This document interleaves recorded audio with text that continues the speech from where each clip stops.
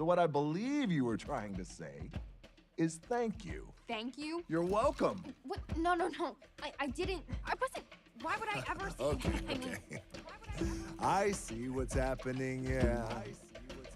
You're face to face with greatness and it's strange. You don't even know how you feel. It's adorable. Well, it's nice to see that humans never change. Open your eyes, let's begin. Yes, it's really me, it's Maui, breathe it in. I know it's a lot, the hair, the bod. When you're staring at a demigod, what can I say except you're welcome? For the tides, the sun, the sky.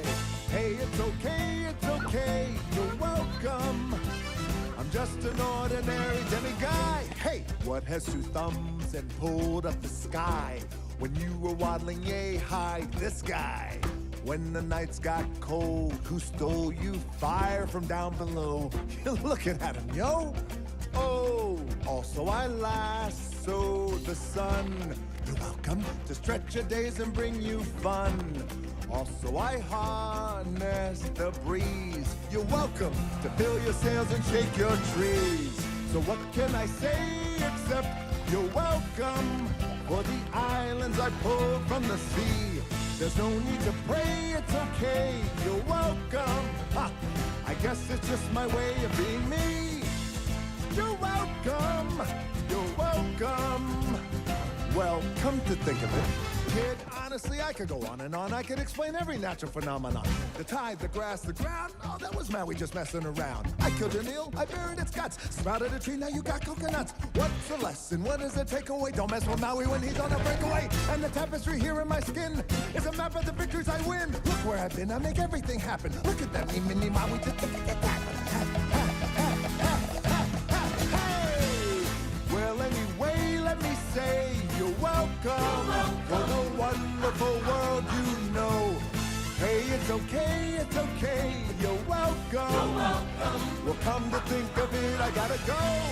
Hey, it's your day to say you're welcome. Cause I'm gonna need that boat. I'm sailing away, you're welcome. Cause Maui can do everything but float. You're welcome, you're welcome. And thank you. Hi!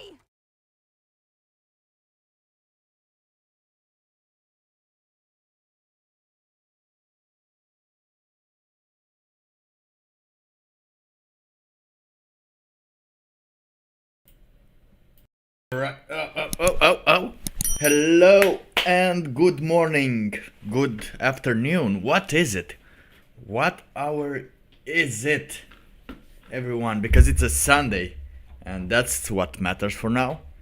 It's a beautiful Sunday if you went out until this point. I didn't very much, but hey, it's almost the day of the pay. It's almost payday. And that counts more than even life itself. Now I'm doing pretty good or pretty bad or pretty good or pretty bad. It's never understood how I'm doing. I don't understand how I'm doing, but how are you doing? Are you ready to do the trolley problem with me? Are you ready to see the whole Shazam of the trolley problem? Oh, we're gonna do the trolley problem, and we're gonna see what, depending on what side of the balance or the idea you are, we can decide what kind of person you are. You can decide for yourself. Now, for those that you don't know, the trolley problem is the train problem. And I'm gonna use Pursuit of Wonders video, which is explained more in detail.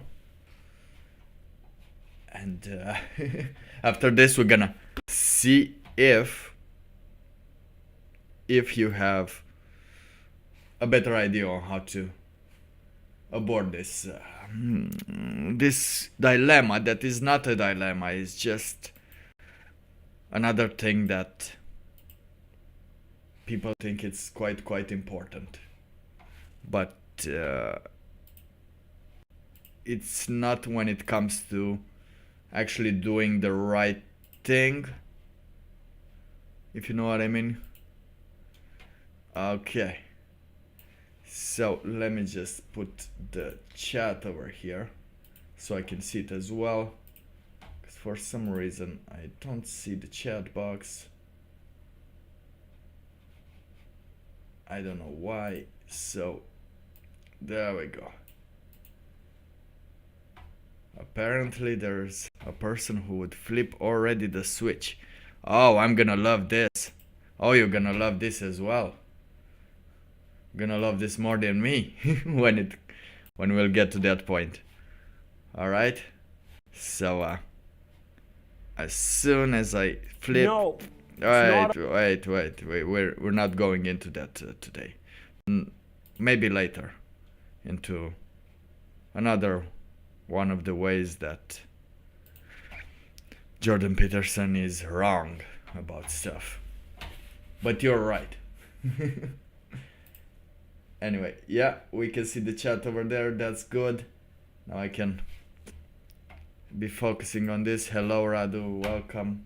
And let's get it started with the thought experiment that will change your life. And it won't change your life because it's an hypothetical, and you will not react in the same way if push comes to shove as you did.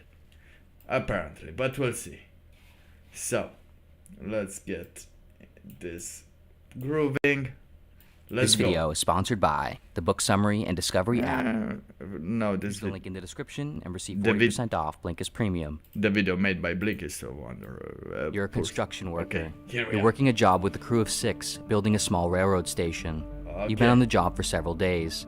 By the end of the day today, you'll be done.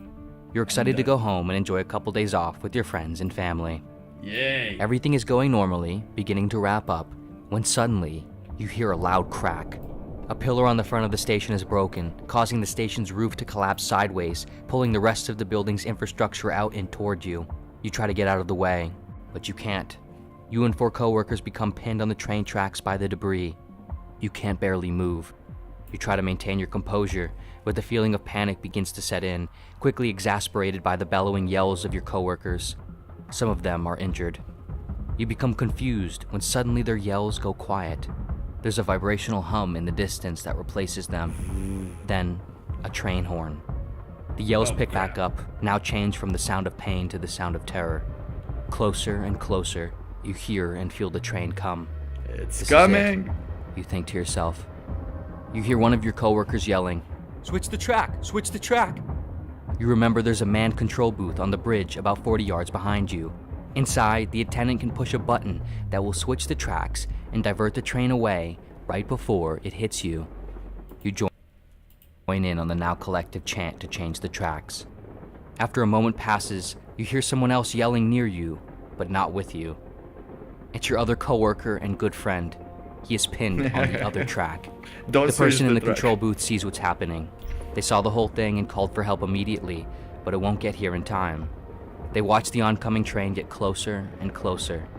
They have a decision to make. Choose to switch the track and have the train kill 1 person, or do nothing and let the train kill a total of 5 people.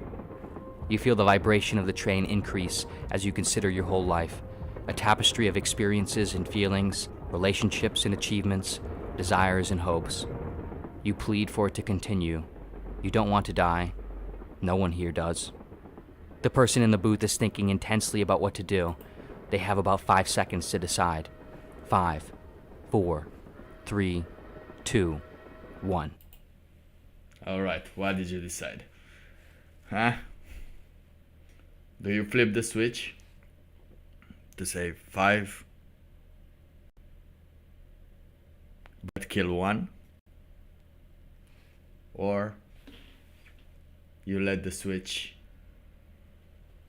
You let the train do its thing, killing 5. And that's it. You're not killing 5, but the train will kill 5. Oh, it's so intense. This dilemma is a version of the thought experiment known as the trolley problem.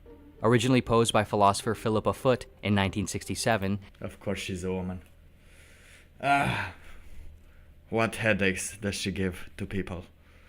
And later advanced in 1976 by Judith Jarvis Thomson, the trolley problem has become an increasingly popular and sometimes comical category of thought experiments that challenge our most basic moral intuitions and show us how unclear questions about ethics and decision-making can easily become. To explore this further, imagine for a moment now that you are the one in the control booth. What would you do? Would you do nothing, avoiding involving yourself, but allowing 5 people to die that you could have otherwise easily saved? Or would you switch the tracks and, in some sense, cause one person to die, but save the other 5? For most people, the choice is clear enough. In a variety of different surveys, about 90% of respondents claim that in this situation, they would flip the switch and divert the train. After all, 5 people dying is worse than 1, and most people want to do the least worst thing. This way of thinking follows from one of the most influential and commonly held ethical theories known as utilitarianism, originally developed in the 18th century, which describes decisions and actions as moral when their outcomes result in the greatest amount of good, pleasure, happiness, or well-being, and the minimal amount of bad, pain, or suffering. Alternatively, however, people who disagree with this choice...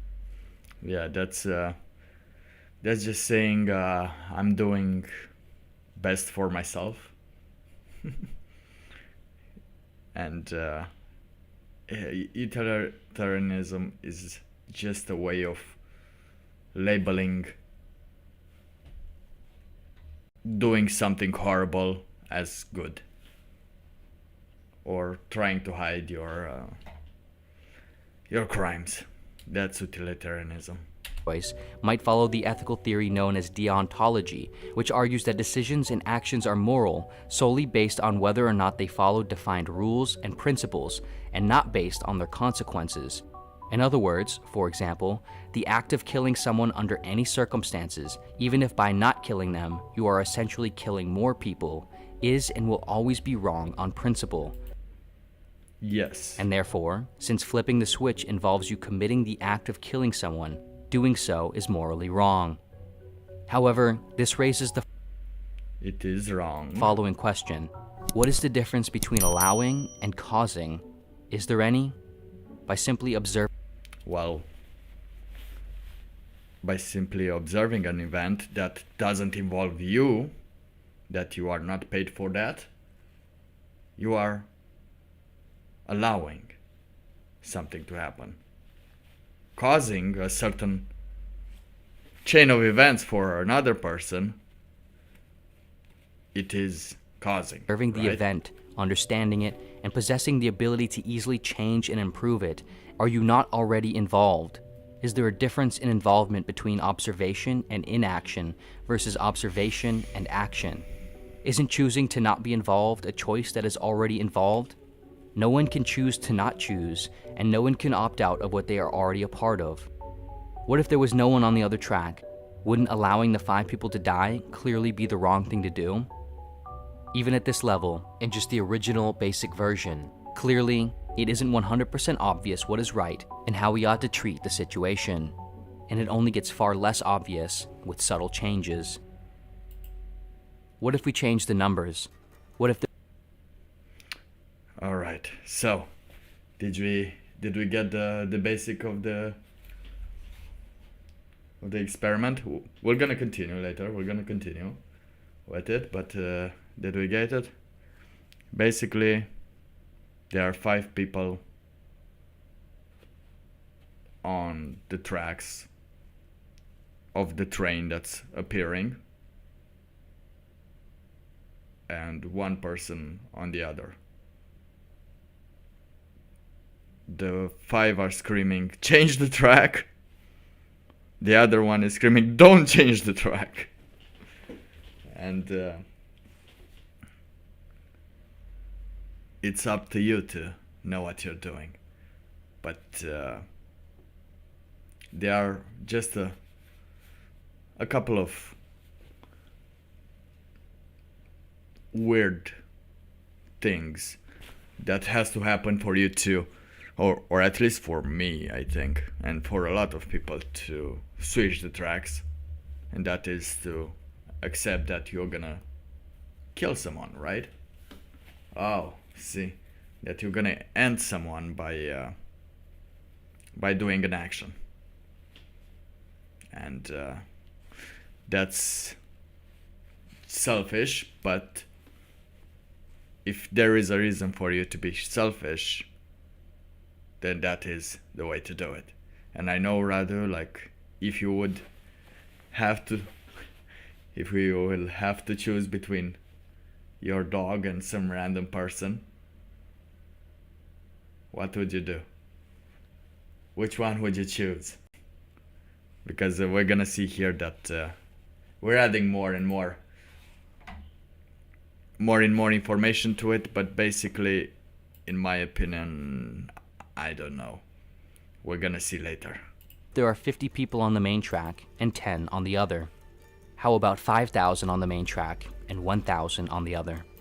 Now, if you switch the tracks, you will direct the death of 1,000 people, but you will also save 5,000. The proportions are exactly the same as the original, and therefore, the logic should also be the same. But it seems to feel a lot different, knowing that you will at least be partly responsible for the death of 1,000 people. What if we change the proportions now? On the main track, there are 5 people. On the other, there are 2. How about 3 on the other? Or 4? Again, from a purely utilitarian and seemingly rational perspective, 4 is still less bad than 5, and so, switching the tracks is still seemingly the right choice. But yet, there almost seems to be a point at which the difference in people between the tracks feels more negligible than the intervention itself.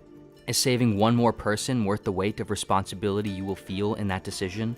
What about your own personal suffering and trauma as a result of this? How do we weigh that against the delta of one person's life? Now, let's make it even harder. What if there are 5 people on the main track and only 1 on the other? But the one is someone you love. A family member, a partner, a friend, a child. What do you do then? Your impulse is most likely not to switch the tracks. That is, of course, very understandable. But is it right? If, in the original version, you believe you should switch the tracks, the only difference here is your emotional attachment to the one person. But the morality and logic of the situation does not change otherwise. Even if in the original version you believe you should not switch the tracks, just put your loved one in the group of 5 on the main track and consider the same problem. Is your emotional involvement enough to compromise your morality? Presumably, the majority of people would say yes and do the same. But then, we would have to also agree that morality is flexible based on our emotions and not based on our consistency of logic. How much of ethics is really just emotion anyway? The meta-ethical theory known as emotivism argues that ethical statements never express truths or falsehoods, but rather merely our emotional states, influenced by things like our cultural and experiential backgrounds, moods, personalities, and so on. If this is true, how does that affect things in general? Let's return to the bridge in the original example. Again, 5 people are stuck on the train tracks and a small train is coming. This time, however, there is no control booth, button, switch, or any second track at all. You are just a random pedestrian watching the event unfold from the bridge. Near you, however, at the edge of the bridge, stands a large man, also observing the event unfold. He is massive, morbidly obese. You don't know any of the people on the track, you don't know the obese man, but you do know that if you push the man off the bridge in front of the train, he will cause the train to stop in time, killing him, but saving the other 5 people. Do you do it? Now, it's weird if you know so much that if you know that the weight of that obese man is enough to stop a train, and your only way to stop that train is to push that obese man on the tracks. I think you could use your brain to do other kind of experiments, right? Than just push a fat man on the tracks. In the same surveys mentioned earlier, where 90% of respondents claimed that they would switch the track by a lever or button, less than 10% claimed that they would push the man off the bridge. But yet, it's the same outcome, same number of people, same relationship with the people involved, and so on. Everything else is exactly the same. Neither the man on the alternative track in the original scenario, nor the man on the bridge in this scenario, chose to be in the situation. This obese man is no more or less involved in the unfolding of events, and they would both be just as safe if you weren't there. But yet, you likely feel differently in this situation, simply because it feels more personal. Emotionally, you were affected enough to not do what you already, likely, agreed was logical and moral. For one last twist, let's imagine a different person is in the same situation on the bridge, making the decision of whether or not to push the man. This person, however, is psychopathic, and they choose to do whatever you chose to do, but they do it because they want to feel personally involved in killing someone, or they want to see more people die. In either case, does their intention change the morality of the situation? Would they be more or less moral than someone who chooses to do the opposite if the psychopath's actions result in the same outcome of what you believe is most moral? Taking the utilitarian view, the psychopathic person would have done the more moral thing, but who would you want to be alone in a room with? Let's say that they did do the more moral thing, but they are an immoral person, justifiably worth condemning.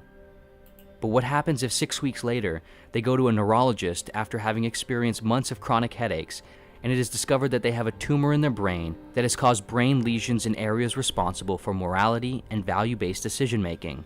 The tumor has directly caused their behavior and decision-making to change in ways that they had no control over. How do we perceive them now?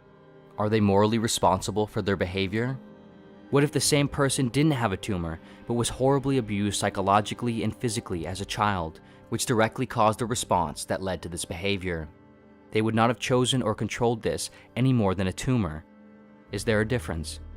Is anyone truly morally responsible for who they become and the choices they are led to make if they are by causes they never chose or controlled to begin with? Of course, the individual still needs to be dealt with and taken out of society, rehabilitated if possible, but just because you can't take the tumor out does not make the person any less of a victim. Ultimately, the trolley problems aren't just interesting thought experiments and goofy memes. They show us that what we think is right or wrong is often based on a lot more than just rational evaluations of pros and cons, good and bad. They reveal to us that decisions and actions are often a consequence of a complex array of intentions and beliefs, all puppeteered by a backstory of cause and effect in a chaotic system comprised of incalculable variables. The point of these questions isn't to trick the mind, but to demonstrate just how complicated and unclear matters of ethical decision-making sometimes are and can be.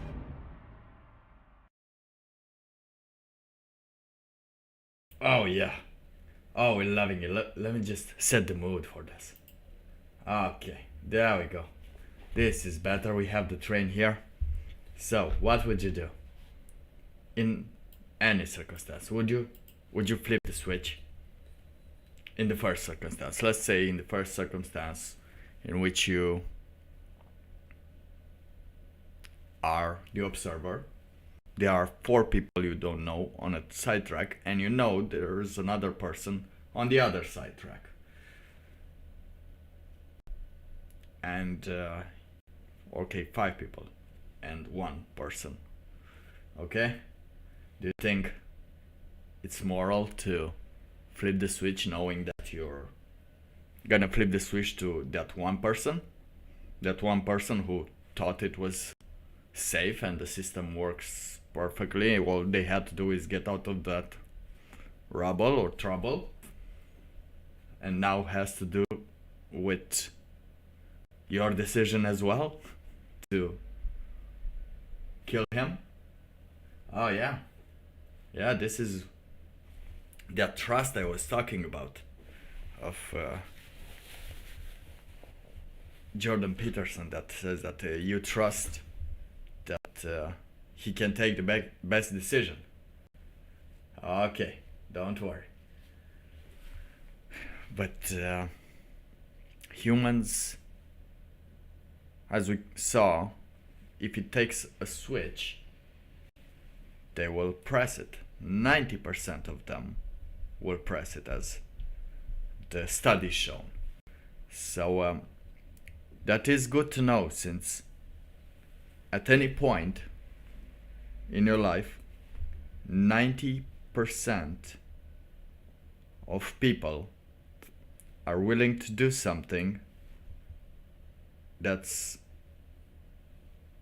barely that's only remotely connected to them, to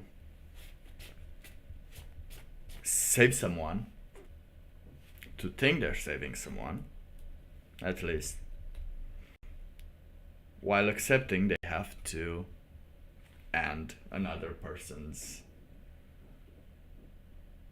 life, knowing fully well that it harms someone else. That's pretty good, pretty damn impressive if you think about this. But it is only one solution, and that solution is only going to be declared soon, as we first get more into all the details that have been presented to the train, because it is okay morally if it's a family member of theirs or someone that you know on the train track with those 5 people. It is okay to switch the train track, to press the switch and deal with the consequences. However, if you don't know any of them, it is way better to let the train come. Now, I don't know if you understand this, but it is more logical and, of course, more moral to let the train do its thing as it did before. Because that way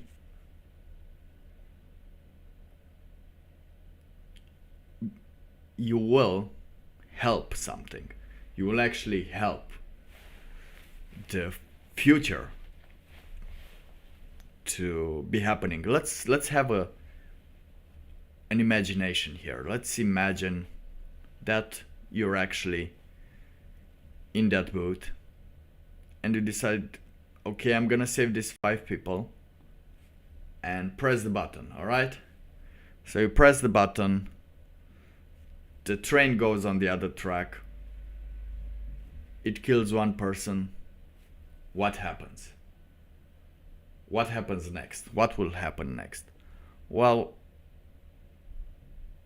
there will be hearts and prayers, thoughts and prayers for that person that is alone, and the 5 persons that escaped and move on with their lives. The one that flipped the switch might have to deal with the survival's guilt, but they can't change anything once you switched it, right? You can't change anything, so you are now alone in that situation. You have killed one man, and 5 of them survive. You don't know any of them that survive, but they survive. You are being utilitarianism, right? You've been utilitarian. Yes, I don't know that word. I'm butchering so bad that word. But what will happen next afterwards? Nothing much. However, let's now imagine that you don't push the lever, you don't push the switch, right? well, it becomes only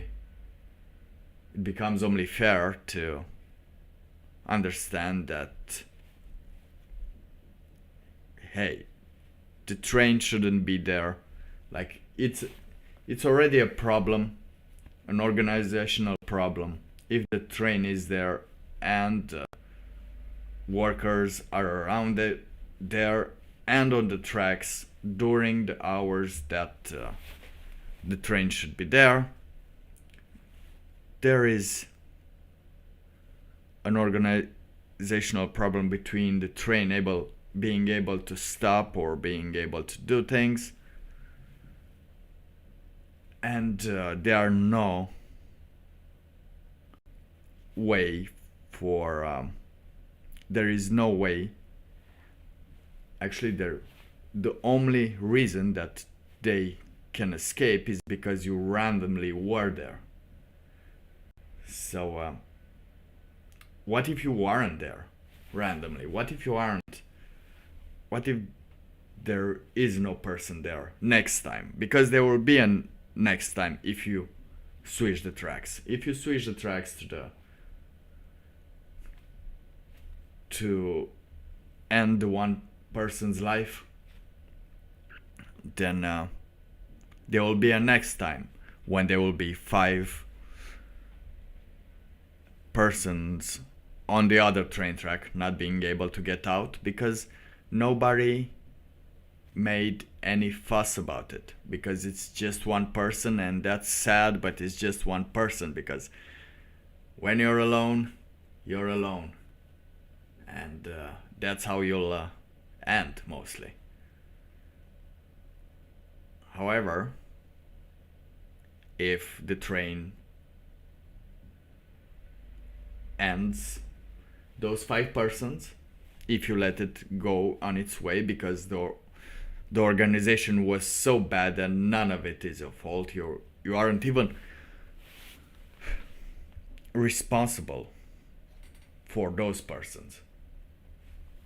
You are not even responsible for the lives of those persons, but if they say you are, then that still doesn't mean you are responsible to press on the switch. It's their responsibility for being there. They have to accept it, no matter how many ways you're trying to put it. They have to accept their fate as the train approaches and approaches and approaches. Like, you hope there is some good reason for the person that is able to save them to be there, but as we know, we aren't meant to save other people. Nobody is meant to save other people, are they? If they can, they will, but if that means that you will have to kill someone, then no. It's you will have to wait there. The tragedy will come, of course. You might or might not. The only problem here is that you don't know if you have the right to not switch the train tracks, because nowadays the laws are so bad that they might make you might be legally obligated to switch the track, because that's how they work. Nowadays you are legally obligated to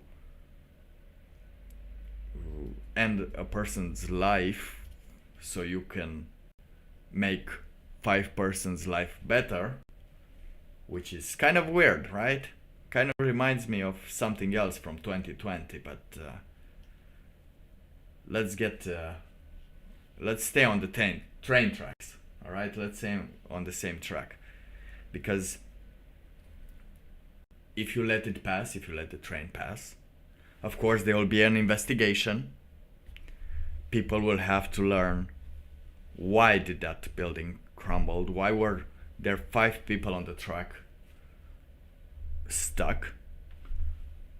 Why was the train not able to be stopped?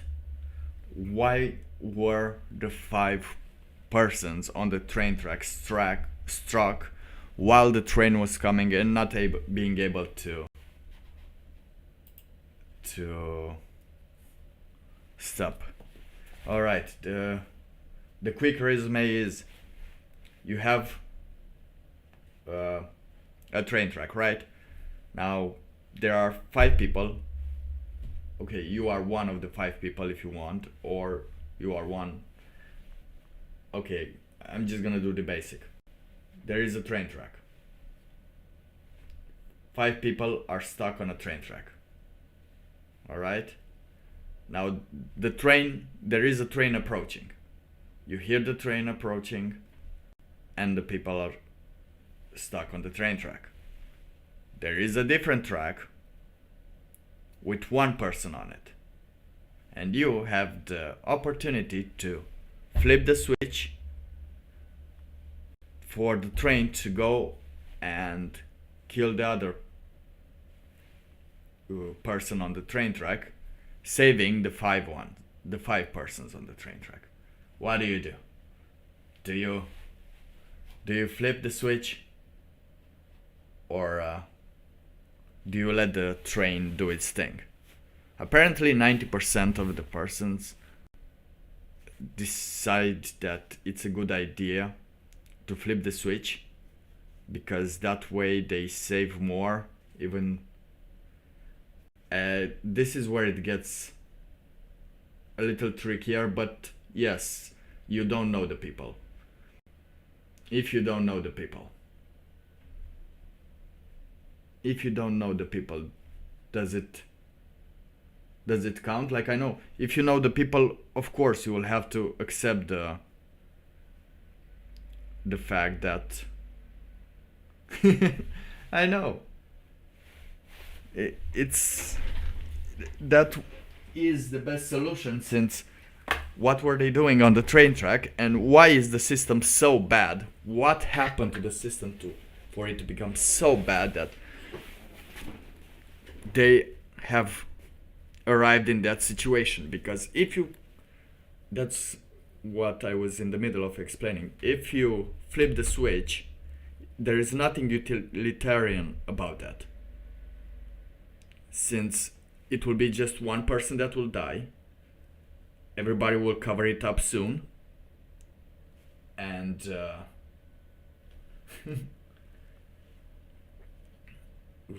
yeah, it's like the hypothetical child.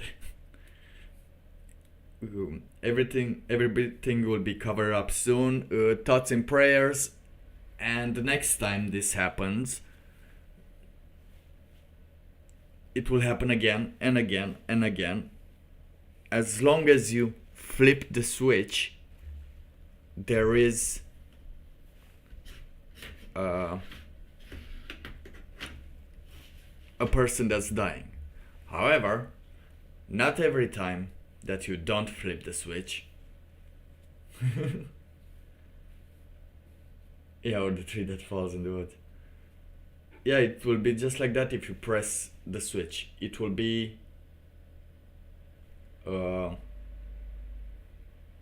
just 1 dead. And as 90% of them just believe it's their duty, it's pretty bad to have trust in that kind of thinking.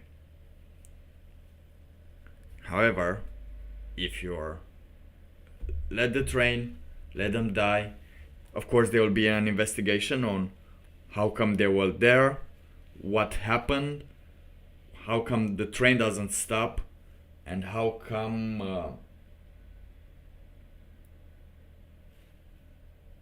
they are doing this knowing full well what is happening around. Of course, this experiment was done in it's not very ethical to let people decide, so they did a more ethical thing, but a more ethical situation, and some of them flipped the switch, which I thought is weird, because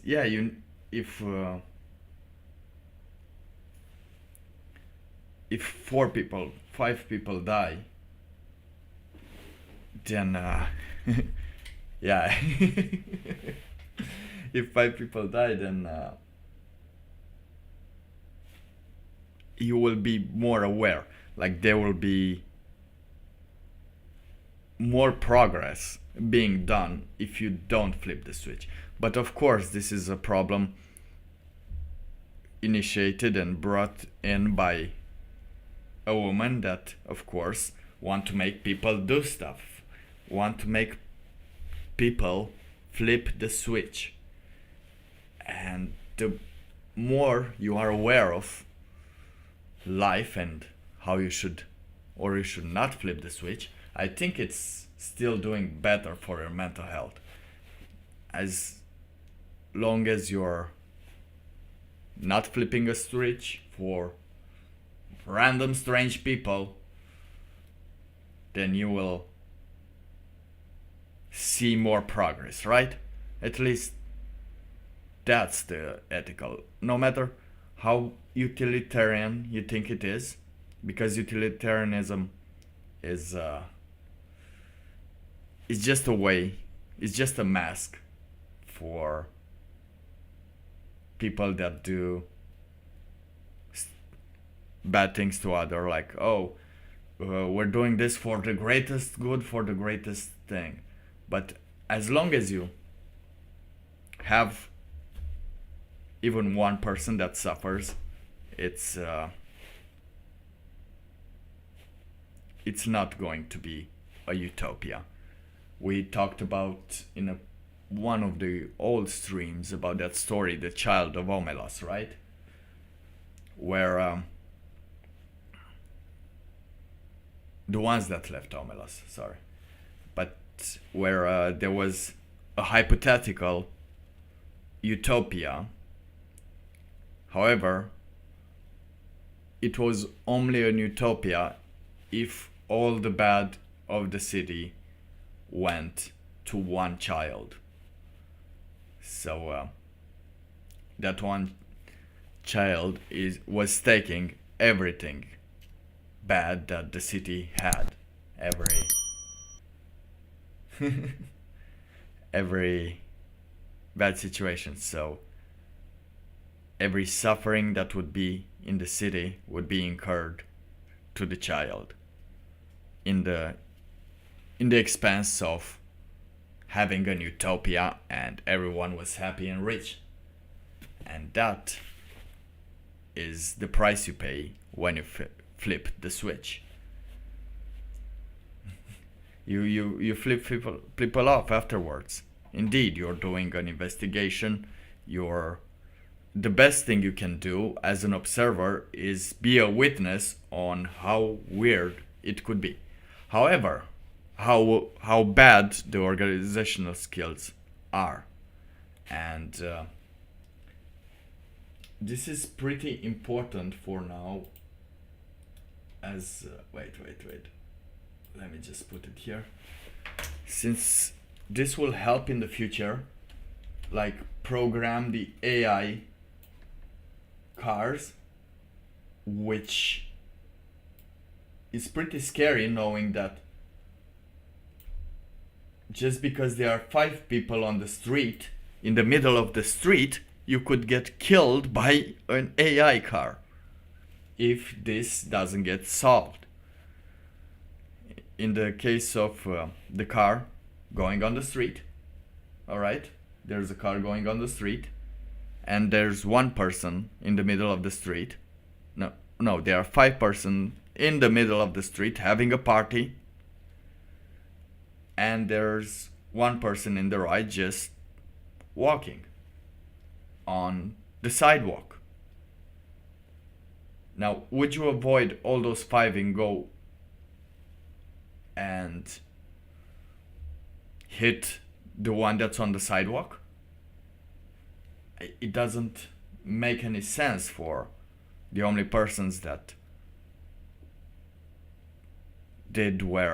went where they knew it was safe. They learned it was safe, but now it wasn't safe anymore. And check this out. Right now, in this moment of history, we are entering new realms of moral understanding and new conditions of societal reality. What rights might we owe our animal cousins? How should we program AI, self-driving vehicles, and other technologies to make decisions on their own about things like, for example, whether or not a self-driving car should hit one person in order to avoid 5? How should we choose when all choices are bad? How will we? How should we update laws and justice systems and punishments as we venture out further into these new realms of understanding and society? In the words of Peter Singer, what one generation finds ridiculous, the next accepts, and the third shudders when it looks back on what the first did. It is both a wonder and an incredible feat that we have come as far as we have as a society and as a species. To understand and agree, at scale, what it means to at least try to be moral and to do our very best every day to behave accordingly, to uphold peace and order and reason and understanding. Of course, there's so much chaos, disdain, and misalignment in the world. Our immorality is always lurking in each moment and each stage of history. But there's also so much compassion, so much kindness, and desire to treat other people and things right as best we can. That means don't push the switch. Again, one guy, Sigma. Of course, but imagine if you have the self-driving car, there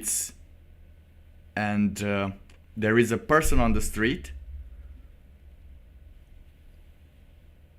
and no person on the other side of the road. However, on the other side of the road, there is a hole, a wall. So, would you like the car to throw you into a wall because it saw some dude in the street? You paid for it. So I don't agree with that at all. Either stop or go manual. Never would it have to be this thing. This is such a feminine, like a betatization of decision. Because they're trying to judge you for not allowing what they design to happen.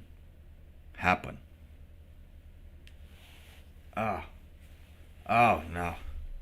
No, you have to let that train go. You have to learn when do you want to switch. Of course, if you had a dog on one track, your dog on one track. Because a dog that you don't know, you will flip the switch and hope that it will find a good way. However, if there will be your dog and 5 people on the sidetrack, you will still, I guess, let that train go, right? It's weird, but it's true. Some people care about other things, and especially of the things that are closer to them, because it is logical that your action will become less moral for others if, let's say, there is a loved one on the sidetrack. Because it's biology that controls you, and by biology, you are able to continue that, and you won't be able to live knowing that you could have done something for a member of the family to survive, and you didn't. So, yeah, never let people tell you to flip the switch. Never feel like you have to flip the switch, because this can go more. This could go deeper than that. We're gonna see. I don't know, did I save the image or did I not? Oh, damn it, I didn't save the image. However, I think I have the train tracks. Where is the trolley? Problem. Okay, there it is.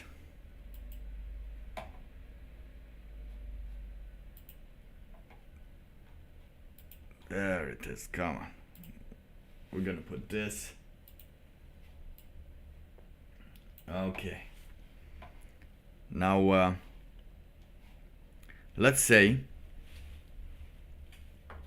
you are a man, because I had to get to that Andrew Tate part of the stream. Let's say you're a man, and this is the wall. It's coming for this woman that already had 5 men. Would you push the wall towards the person that only had 1 man or is married with 1 man? Would you try to put to end her life so quickly? You will live, you will let those wall hit women live more just to be worse and end the life of a happily married woman. Now I think I know what I will do in that situation and let the wall hit the woman with the body count that's again enough with a cemetery as a cemetery. But switching the track will always, okay, let me just switch this off. Switching the tracks will always make you one thing, and let's see what that would make you, because as always we have to prepare that little magic. Let's see what comes out of this.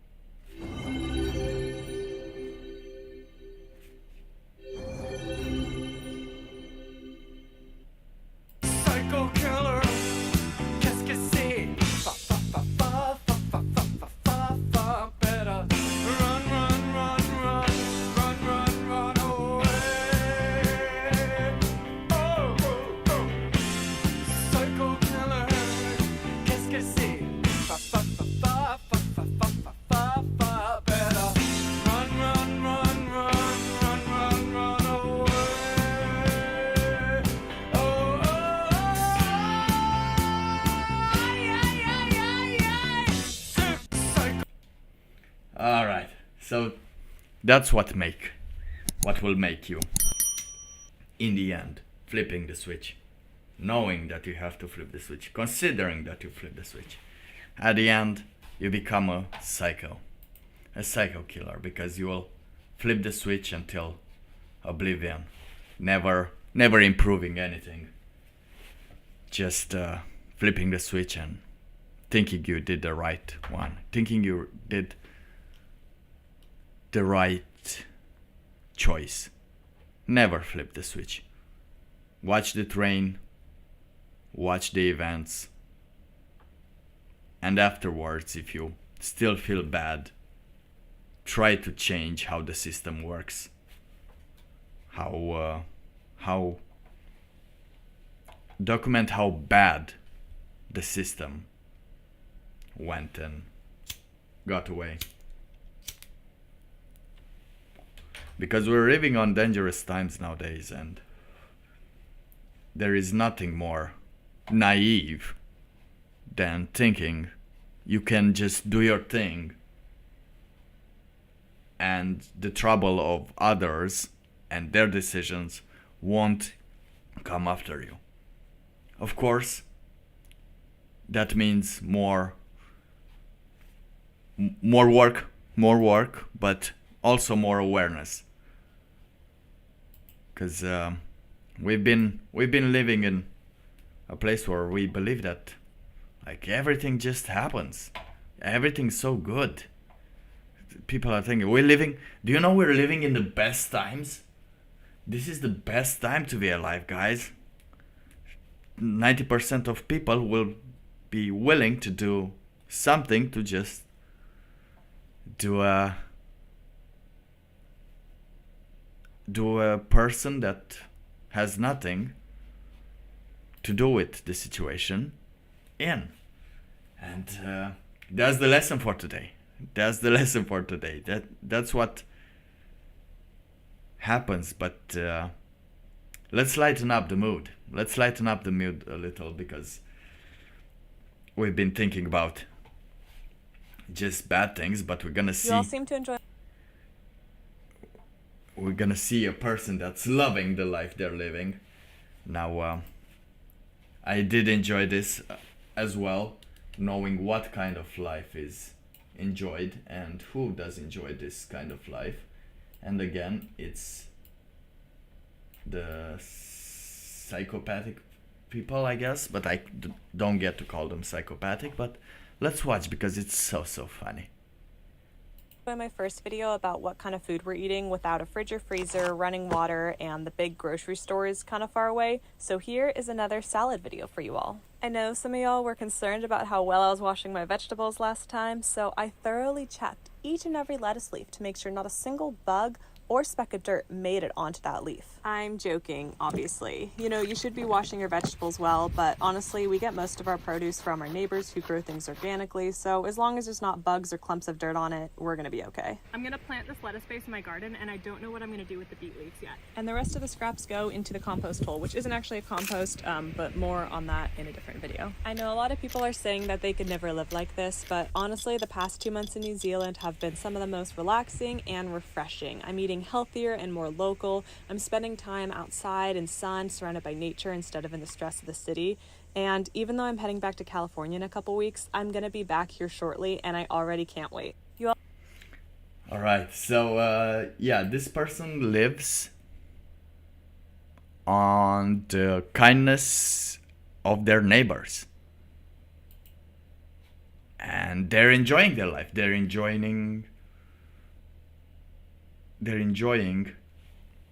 eating from their neighbors all the time, because she's planting things. But again, to live in the countryside with no such things, yeah, they're basically bums.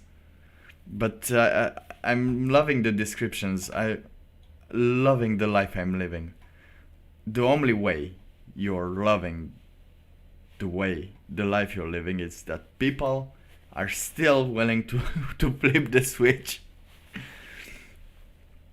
because otherwise I don't know what she's doing there. She's been going into this sustainability things, but the only way she's sustaining, again, let's see, she was born for this lifestyle. Oh, the lifestyle of a bum. Let's go. If you were curious about what kind of meals we're eating without a fridge or freezer, running water, and the nearest grocery store is 40 minutes out, so here is what I made for lunch yesterday. One of the neighbors gave us some veggies from their garden and some meats from their cows in exchange for Victor helping him out with some laborious tasks. I used a bit of our water to scrub out the dirt from the lettuce, but then I'll also reuse that water for the preliminary rinse for dishes. Also, our current compost is just a hole in the ground, which I really like. And I just found some celery leaves the neighbors gave us too. Celery leaves are kind of similar to parsley, and they taste really good chopped up in a salad, which you might know if you watched one of my recent food waste videos I made while still in California. I think it's so fun taking things that I learned from my normal, comfortable environment in California and applying it to these experiences in New Zealand. I don't know why, there's just something really satisfying about that. Also, don't worry, salad's not the only thing we ate. We also had some pasta and leftover mince that we keep in the chili bin, with some frozen water bottles that we also use as water, and it keeps the cooler cold. But boiling water and leftovers is boring to film. All right, science by Ashley. Now, what is the science? The science of of just having confidence, trusting that your neighbors have enough food for you to eat. But I'm loving the comments here. Let's go into the comments, because damn, these were the best. Because they know. Proof that you can do this very well alone. We all need to look after each other. Actually, many apparently need someone to just create foods and they can ask. This dude just worked 12 hours in a farm for a plate of salad. Oh, this is great.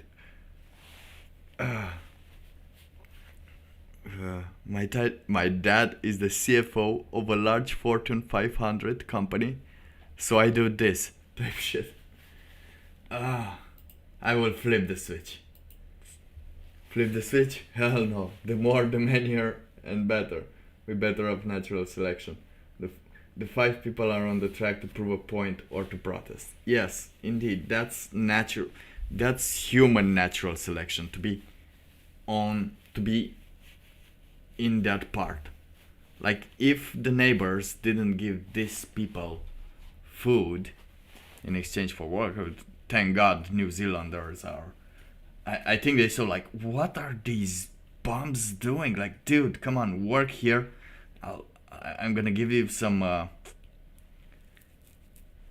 food. Just do something. I don't know, do something. I see your woman is doing nothing. Just you do something, dude.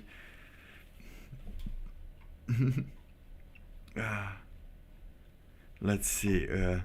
This is what I like from California.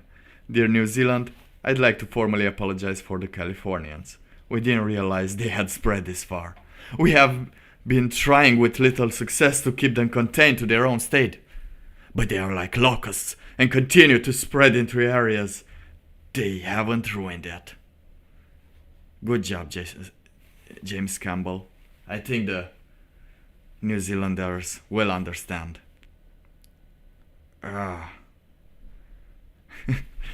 This one as well, I liked it. I love how she say some meats from their cows, like they just took a little bit of meat of the cow and now it's just roaming free. Oh yeah. My husband stands around the neighbor's farm looking hungry until they let him raid their pantry. Oh God. In the poll I thought that I would save $5 to flip a switch. I need to wear my glasses and change my answer. Yes. Okay. Let's make another poll. Let's make another poll once again. Flip the switch. Save 5. And the wording is wrong because you don't save 5. You flip the switch to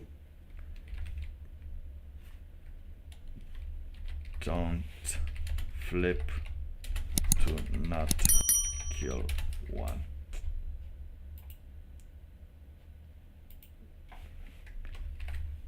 What would you do?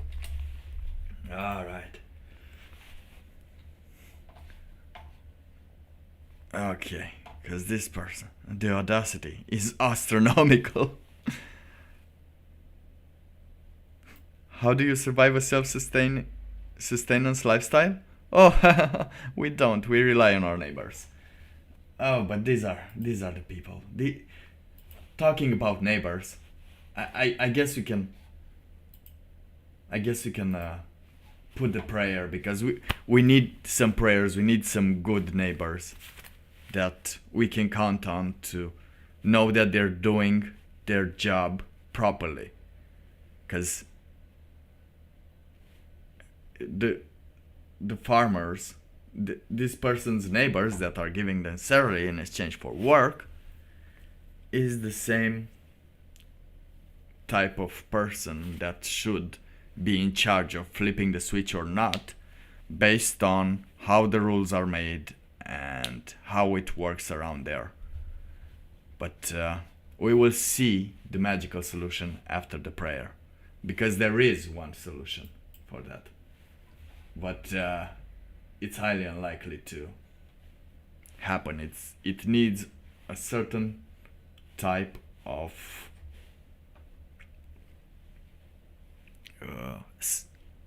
occurrences to be happening at the same time. But let's listen to the prayer. Let's listen to the prayer. There is much to be skeptical of in this world. So it no longer surprises me to learn how many people don't really believe in anything. What's the point? For many of us, the road is a difficult one, but the path is always there for us to follow, no matter how many times we may fall. The good news is that we can help you find your way back. Naturally, some days are harder than others, but I must try. We all have doubts. The light of the mind alone cannot burn away all darkness. Think on it, and look in your heart. It will be for the best. When the walls come tumbling down, when you lose everything you have, you always have family. The fire that had kept me alive was love. Their love. God's love. Right. You're not so certain. Fair enough. We all go through periods of darkness. Of course. In a world filled with misery and uncertainty, it is a great comfort to know that, in the end, there is light in the darkness. In such times we can turn to the Lord, but it's good to have friends. And the good Lord knows there's much to be done here. You're a good neighbor to us. Thank you. Until then, God be with you. And God be with you. Now, I see there are 5 viewers around. Now, just so you know, there are 5 viewers that I won't flip the switch for any of you. Because I know that, and I trust that knowing you, you won't be on the side tracks with the 5 people, because with the other 4 people, because if you are there, then I'm pretty sorry for you. But I really can't do anything, alright? But you can do something. You can do something. You can press the like button, because someone is calling me. Yeah, no, I'm not answering at this hour. And in this situation, I would like to know that if you're being Sigma somewhere alone, just so you know, I won't simp for other people, because that's basically simping. Pressing the switch, it's basically simping for 5 people, because it's an exchange of value that has been done. And do we want to do that? Do we want to do that? Do you want someone to treat you like that? And in those situations, for you to not be in those situations, you have yourself to not flip the switch. And to know that there are people able to take the decision to not flip the switch around what you're doing. And that will be the hardest lesson for you to learn in life. This is the only lesson for you to learn in life, is that you're alone and there's an idiot somewhere just flipping a switch, thinking he's doing the right thing, while sending thoughts and prayers to you. That's basically it. Because you will notice eventually, with time, as time passes, everyone notices that there have been made some mistakes in the past. That had the same substance. And we have seen the results. And I have seen the results. Your prophet, Moonstruck here. I have seen the results. And they're not pretty. They have been displayed as badges of honor, as now everyone pays the price. Constantly. And we will see that no good comes from this kind of situation. But I will show you that there is only one. As the games of theory predicts, there is only one way to really solve it completely. Okay. Let's just check out this video. The only way you can properly do this is to flip the switch and do this. If you know you can do this, then and are willing to risk it, then you should be able to flip the switch. It's on you. It's on you if you're that Sigma. You see the person, it's stuck there. Of course, here is just a drunk person, but yeah, if you're Sigma like that, then flip the switch. Flip the switch, run, and save that one person. However, if not, don't flip the switch. If you know yourself not being able to outrun the train and save that last person, if you're not saving them all, you're not killing nobody. That's how it ends. That's how this dilemma should end. Because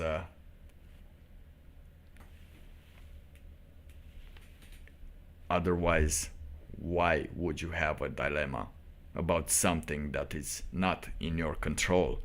Like the Stoics have been telling this for ages.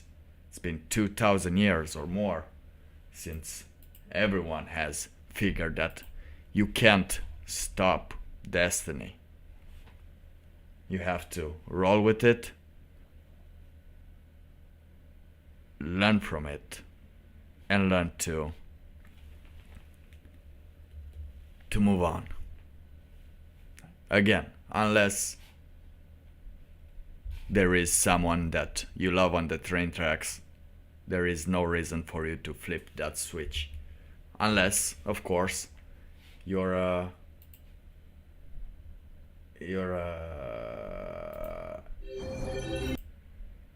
Psycho killer. Qu'est-ce que c'est? Fa fa fa fa fa fa fa fa fa fa. Better run, run, run, run, run, run, run away. Exactly. Oh yeah.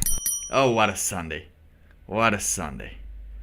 We seen the sheer getting hubris that I won't put on because it will instantly put it under 18 years old, because I say sheer hubris, and that's not alright. However, let's see if there's anything more to this unsolved thought experiment that will not change in the end how you think about life, because every life is important, and unless you're doing something to change everything, then you don't deserve that switch, and you don't deserve to take those decisions. So and neither do I. We have come so far. We must not forget this. But we have so much farther still to go. We must not forget this either. No, we won't. We're the last man. Like, we're using each other's... how the words sound of our action, not our actions. How we describe those actions, they seem to matter, not our actions. And it's the era of the beautiful ones, before civilization decays, and the ones that make it. I think that's it. Is it? This video. Yeah, that's it.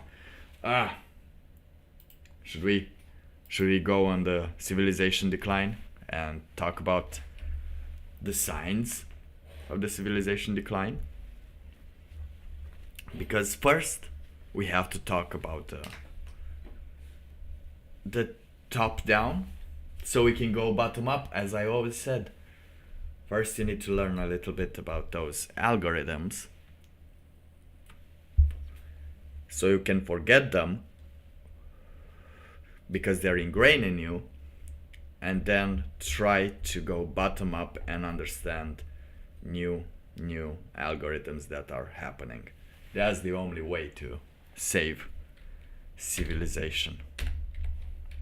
On my side, collapse. Where is the collapse? Where is it? Mice. Do you know about the beautiful ones? The mouse utopia.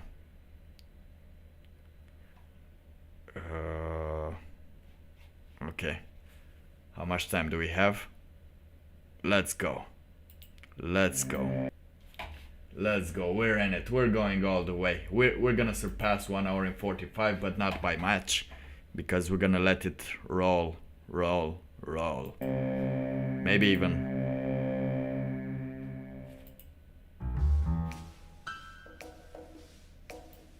Of the strange research to come out of mid-1900s America, there is little with a legacy as enduring or as terrifying as the mouse utopia experiments. Taking place throughout the 50s, 60s, and early 70s, the grim fate of the subjects was published in the national magazine Scientific American, and the experiments themselves were largely taken as apocalyptic portents. In a post-war United States, the language used to describe the results, such as behavior sync, became synonymous with fears of an overpopulated world and violent, deviant behavior in cities. Today, they are preserved within fiction, such as Channel 4's conspiracy thriller Utopia and the classic animated movie The Secret of Nim.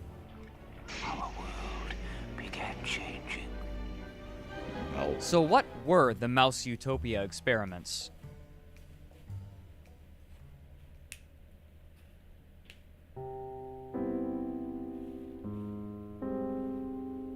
Shortly after World War II, a group known collectively as the Environmentalists were making a large push to prevent environmental degradation, as well as overexploitation of the planet's renewable resources. Among these people were a group specifically known as the Neo-Malthusians, a term referring to the 18th and 19th century English scholar Thomas Robert Malthus. Malthus proposed that while the world's population may increase exponentially, food production can only increase linearly, leading to an eventual subsistence-level existence for the human race that became known as a Malthusian catastrophe. While advancements such as the Green Revolution saw that this didn't come about, the Neo-Malthusians acknowledged his concerns about overpopulation and feared that this pattern would result in the collapse of civilization or, at best, have extreme adverse effects. These fears were given a platform in writing of the time, especially in works such as William Vogt's Road to Survival in 1948, and perhaps most famously, Silent Spring by Rachel Carson in 1962. Before the movement's explosion of popularity in the 50s and 60s, however, researchers had already begun work investigating the effects of population growth, and among them was a man named John B. Calhoun. Born in 1917, Calhoun took an early interest in science, specifically ornithology, publishing his first paper on birds when he was 15, but over time, his interest would change. By the time he received his PhD, his focus had turned to ethology, the study of animal behavior. Maybe save the Grand Canyon. You could plan somewhere, when his education was concluded, he moved with his family to Towson, Maryland, to begin research at Johns Hopkins University in nearby Baltimore. But the research itself would be conducted much closer to home. In 1940, and protection from predators, with the he constructed a shelter, a very big shelter of animals. Only limiting condition 5,000 in. Calhoun was very familiar with Norway rats, having performed research on them for his doctorate, and he estimated that Rat City could sustain approximately 5,000 individuals, though if they reached this number, the population density would be tight. He began by placing 5 pregnant females in the enclosure, providing ample genetic diversity, and soon the population was increasing exponentially. But then something surprising happened. Rather than the population increasing to fill the space of the enclosure, it quickly leveled off at 150 members. He also noted some behavioral peculiarities. Despite the large size of Rat City, the residents seemed to gather around just a few places, forming social groups of 12 and limiting themselves to specific feeding locations. He would conclude I think it was like Jesus and the experiment after his 2 man. years and 4 months, during which the population never grew over 200. Careful observation revealed the cause: high infant mortality. For some reason, as the experiment progressed and the population increased, the mothers were not caring for their young properly, leading to most of them dying before reaching maturity. Calhoun had his theories as to why this was, but to prove them, he would need more data. single mothers. Maybe single mothers. In 1954, about 5 years after his initial experiment concluded, he was hired by the National Institute of Mental Health, often shortened to NIM. Within the laboratory of psychology, Calhoun was given ample resources to continue his work. With a team, he began feverishly designing and constructing habitats, sometimes referred to as universes, where he performed numerous smaller-scale and more controlled versions of his original rat study on a domesticated strain of albino Norway rat. These rats would want for nothing. All physical needs for a healthy rat lifestyle would be provided for them, including food, water, climate control, and nesting material.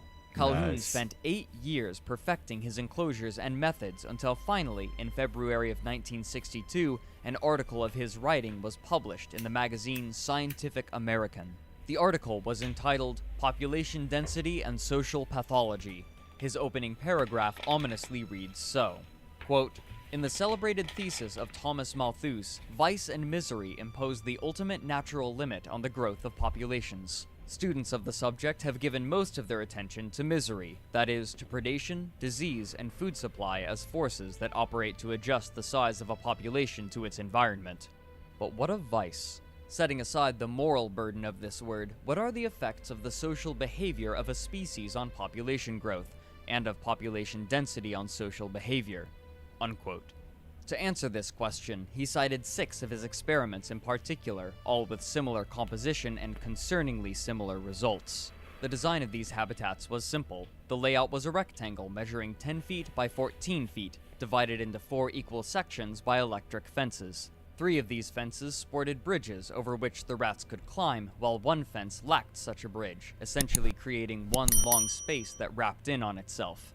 Each section was equipped similarly, with a food hopper, water, and nesting areas accessible by spiral staircases. But Calhoun, leveraging his experience with the rats, made special changes to encourage specific behaviors. He enticed the rats to use one of the center pens by making the spiral staircase to that pen's living spaces shorter than the others, though he admits this was a comparatively small factor. But the more insidious change was to their food supply. In half of the experiments, Calhoun supplied powdered food, but in the other half he placed feeders of his own design, consisting of hard pellets behind a wire mesh. Half of his experiments began with 32 mice, the other half with 56, of evenly male and female composition, and all having just reached maturity. Calhoun estimated was that getting approximately there. 40 rats could comfortably be housed in these enclosures, but he would allow these populations to increase to 80 before he would cull them. Almost immediately after introduction, things began to go awry. The females, course. unsurprisingly, spread themselves out somewhat evenly through the pens, but after the males jockeyed for dominance and those of highest rank were determined, they began to distribute themselves strangely. Less dominant male rats will typically awaken earlier and begin to wander and forage for food, and due to the design of the pen, this meant that they usually would end up in the center sections to eat. During this time, the dominant males of the outer pens would wake up and begin guarding their respective territories. They Since already there was only started. one entrance ramp to either end, the dominant males of either pen would bar the return of the less dominant males, forcing the male population to clump in the center pens, while the dominant end males protected what came to be their harems. Only a few other deferential males were allowed to remain. And that really can speak a little bit about today's arrangement where basically everyone has little and little more territory, and the littlest they have, the more they want to protect it. These few remaining males began exhibiting odd behavior. Though they would spend most of their time in the burrows with the females, hiding away from the dominant male, they would never attempt to mate with any of them. Instead, perplexingly, they would try to mate with the dominant male, and even more perplexing, the dominant male would not fight these attempts. At the same time as this was happening, the effect of Calhoun's special feeders was taking hold. Since procuring food was such a lengthy process at the hard food feeders, it was common for one rat to join another while in the process of feeding. By this method, the rats slowly became conditioned to eating in the company of other rats until, eventually, the rats would refuse to eat unless another rat was present. Since more rats tended to be in the center pens, this behavior meant that, over time, more and more rats made their way there, further condensing them. This heightened the proximity of an already cramped population. In the experiments with the powdered food, this effect was far less pronounced. With these factors combined, Calhoun noted what he called a behavioral sink, or an increase in pathological activity in the rats due to the stress involved in such high population density. For the females, the behavioral sink manifested in reduced capacity for nest building and young rearing. Infant rats are extremely dependent upon their mothers for nearly all things. However, under the effects of the behavioral sink, the mothers would often be interrupted in their nest-building practices to engage in some other social activity. As time wore on, this led to sparser nests which could not house the young. Does it speak something about today's mothers that are engaging in other social activity while the children are at home? Properly. If a mother decided to move her litter, she often would only move some of them or scatter them about the pen in separate locations. What's more, when female rats are ready to mate, the males can sense it, and the enclosed space meant that a female could not escape the continuous advances of the males during these periods. Even when they would enter their nests for a reprieve, they would be followed in and harrowed. These factors together resulted in an extremely high infant mortality rate, in one case reaching 96%.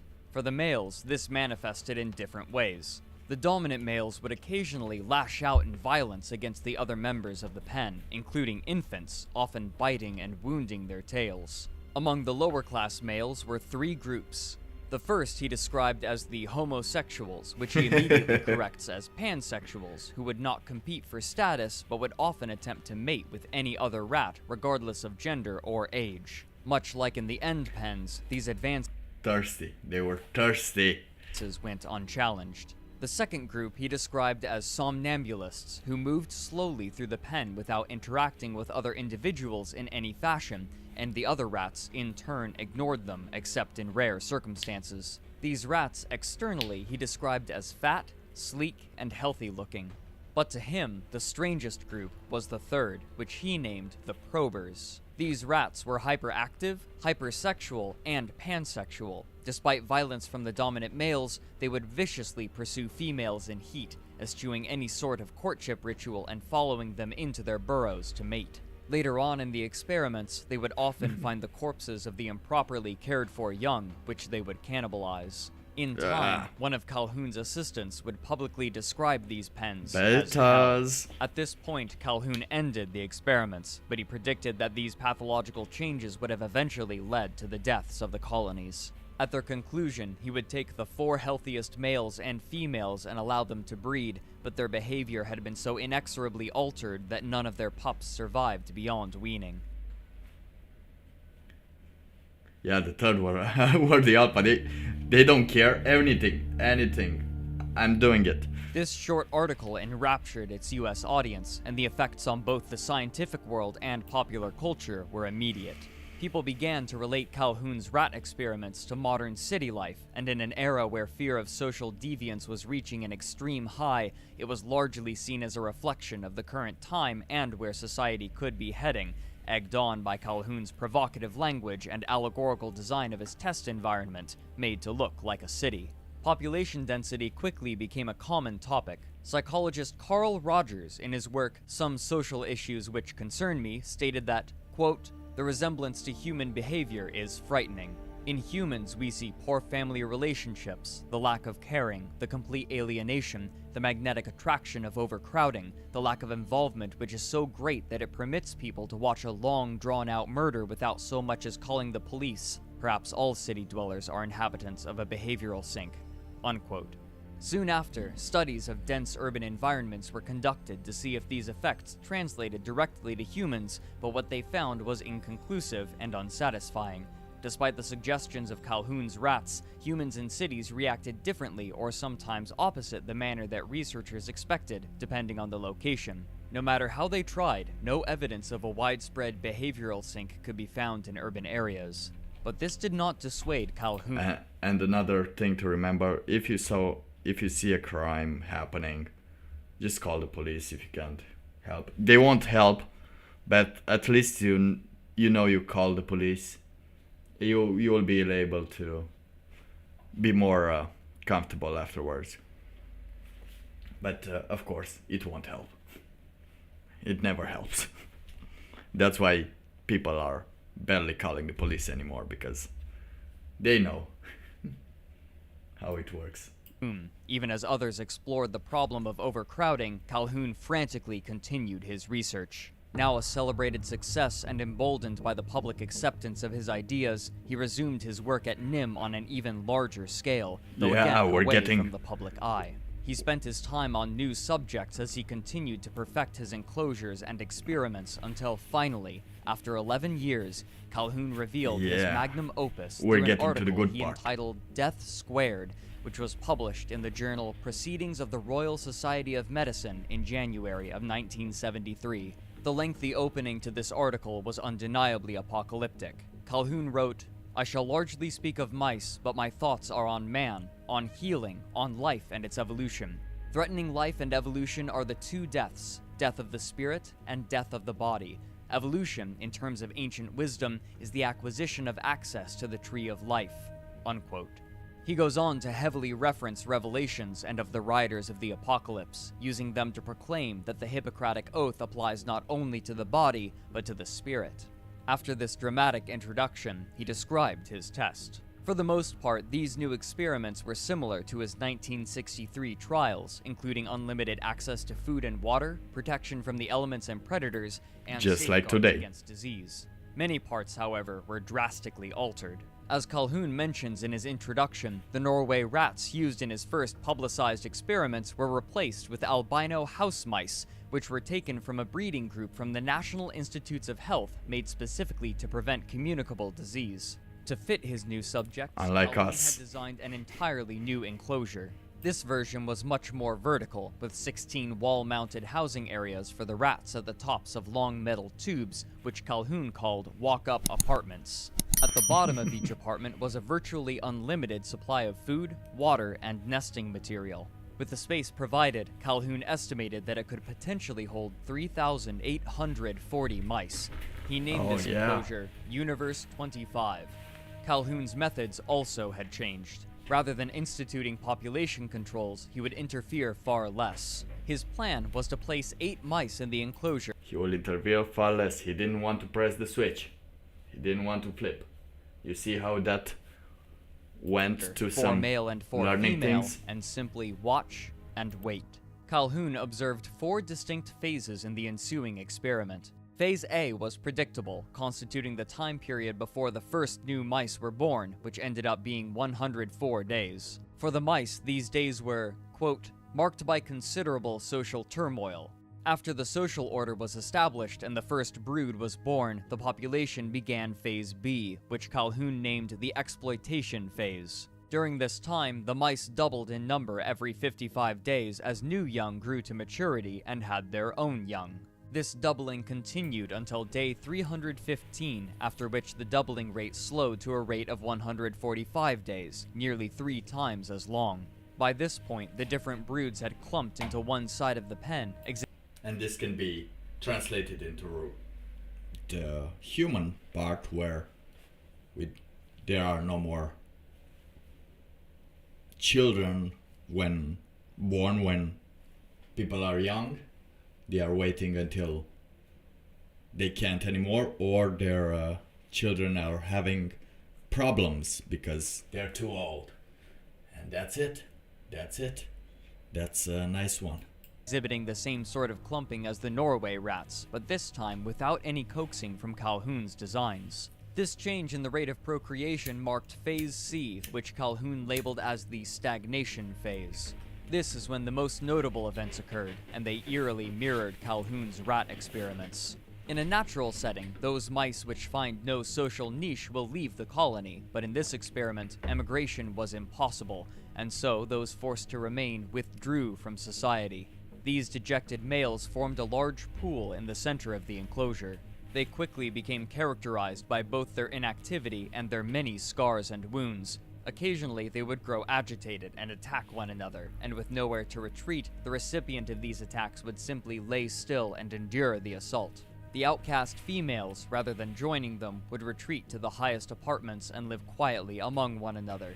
It was during this time that the behavioral sink manifested, with mice gathering around specific food hoppers in large numbers, while others remained almost entirely untouched, showing how, again, the need for social interaction had become so intertwined with the need for food that the former had overtaken the latter. The males who had won the initial fights also were placed under extreme stress. As more and more mice reached maturity from within and without, the leaders of the social groups continually had to patrol and defend their territory. Eventually, they reached the point of exhaustion and could not defend the females within their group. These females were therefore forced to defend the nest themselves, even when nursing their young, leading to generalized aggressive behavior. This aggression would inevitably be misdirected onto their young, who would be wounded by their mothers and forced to leave the nest before they were finished weaning. Much like the rats, the mother mice would also forget some of their young when moving from one nesting site to another. Due to the added stress of defending their territory, sometimes the mothers would reabsorb unborn mice in the womb, further reducing the fertility rates. Calhoun writes, "For all practical purposes, there had been a death of societal organization by the end of Phase C. Finally, there was Phase D, which Calhoun entitled the Death Phase. This phase was characterized largely by an entire generation of young who had been rejected by their mothers early and forced to leave the nest, and they were therefore unable to exhibit normal social behavior. This manifested in numerous ways. The females of this generation had far fewer children, and those that did have children lacked the maternal instincts necessary to raise them beyond weaning." Calhoun goes on to describe the males of this generation. Quote, "Male counterparts to these non-reproducing females were soon dubbed the beautiful ones." That's me. I'm the beautiful one. They never engaged in sexual approaches toward females, and they never engaged in fighting, and so they had no wound or scar tissue. Thus, their pelage remained in excellent condition. Their behavioral repertoire became largely confined to eating, drinking, sleeping, and grooming, none of which carried any social implications beyond that represented by contiguity of bodies." Unquote. As the last mice with reproductive instincts aged beyond their fertility, Calhoun declared that the last male would die around day 1780 of the experiment, effectively rendering the colony dead as it would be unable to produce any more young. His present tense language implied that, when the article was published, the colony was still technically alive, though its final fate was practically sealed. Calhoun closed his article with a call to action. For an animal so complex as man, there is no logical reason why a comparable sequence of events should not also lead to species extinction. If opportunities for role fulfillment fall far short of the demand by those capable of filling roles and having expectancies to do so, only violence and disruption of social organization can follow. Individuals born under these circumstances will be so out of touch with reality as to be incapable even of alienation. Their most complex behaviors will become fragmented. Acquisition, creation, and utilization of ideas appropriate for life in a post-industrial, cultural, conceptual, technological society will have been blocked. Just as biological generativity in the mouse involves this species' most complex behaviors, so does ideational generativity for man. Loss of these respective complex behaviors means death of the species. Okay. So, what do you think? What do you think? Are we in the beautiful ones phase where we don't even make social advances anymore, because why would you?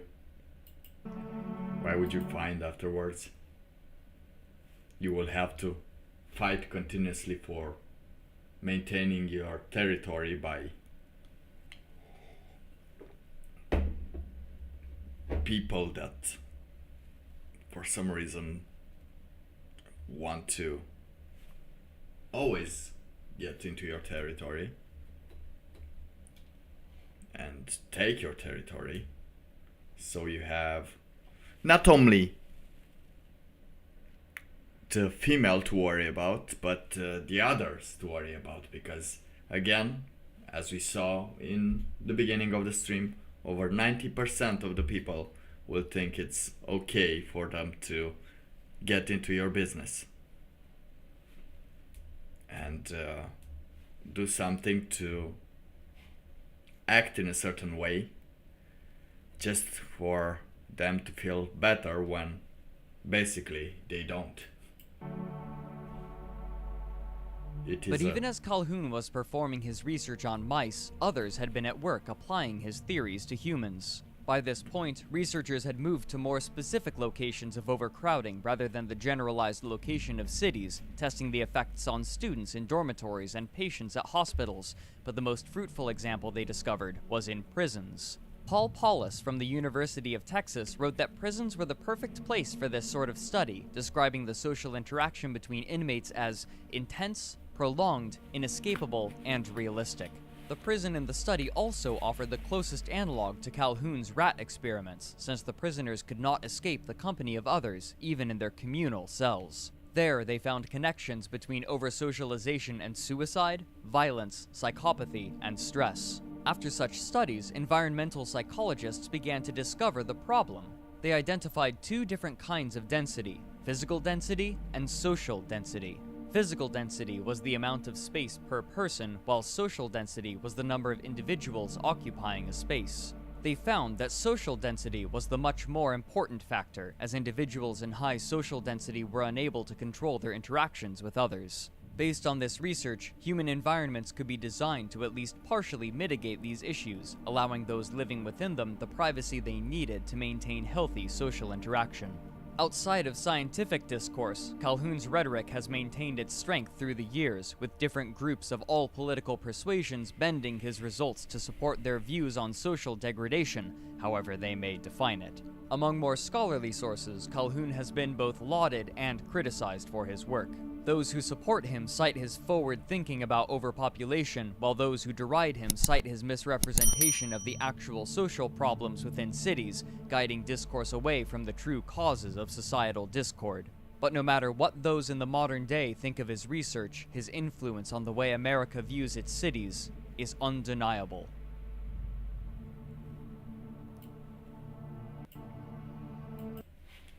Now, this is a pretty interesting study.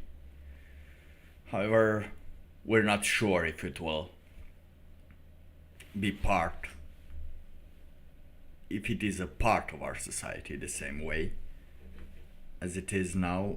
But the more bodies we're having, apparently that's the thing. If you have too many social situation in which there are too many people and all the time each one of them is trying to get one over you, then that comes to bad outcomes. And the more of those outcomes appear, then the more closer we get to this kind of situation.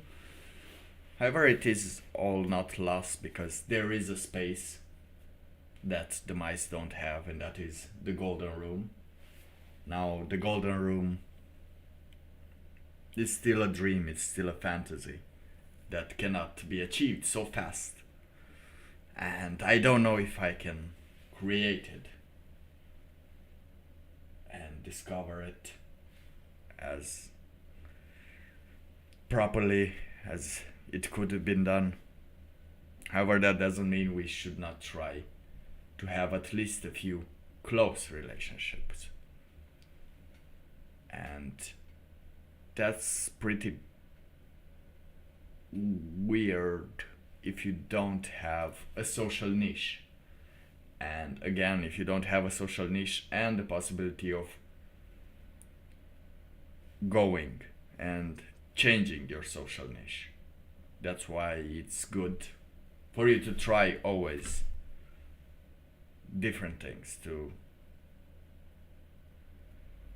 try to find a place where you basically understand the rules of each other and how do you treat each other. It's the only way we can get out of this. And it does require a lot of doing your thing without flipping the switch. And nobody said it was going to be easy. However, nobody said it was going to be hard. It is indeed bad that we are all dependent on social approval, and our social approval provides us with social approval, just like those jobs that require you for a small entry position to already have 5 years of work experience. It's just the same. It's basically the same trick, gaining social approval for someone nowadays. Like, you already have to have everything created for you, and you have to have everything already. You don't build things anymore, because that's what helped people in the old times get more social. They built something and they focused their building towards something. That's why I'm trying to build something as well, for people to be focused on building something as well, being a part of it. But yeah, everybody has to do this. And of course, some will do it, some will not do it. They don't have to flip the switch all of a sudden. They just have to understand, just look and see, calculate, do some tests, as Calhoun did. He didn't flip the switch, he didn't press something for the rats to go in a different part or something like that. He just let them ride and use that information to see what happens. And you have to do that as well in case you're doing the trolley problem. It is a good segue to understand how your actions can really change what we perceive and what we can focus on. What are the mistakes? What are the problems we're doing? It's very alpha. It's a very alpha thing. But again, it's a very interesting concept. It feels very close to home, this mouse utopia. But yeah, I don't know if or how is it still possible to reignite the fire into this falling civilization, because there doesn't seem to be anything new, right, my bro? Anything amazing that we want to start towards. Like, you have, let's say, a building in Spain that they're still building there, the cigarette thing. What was it called? Spain Church Sagrada Familia Insta versus reality. Okay. Where do you know the Sagrada? Well, that was the thing with the mice, because those are social creatures as well. And yeah, Sagrada Familia. And as they are social creatures as well, and we are social creatures as well, because again we overbred the what do you call the Neanderthals that went extinct afterwards. We overbred them by being social, and now being social can really turn us to our downfall. However, this is it, the Sagrada Familia. Is this the one where you're seeing it? It's nice, but the problem with this is that you always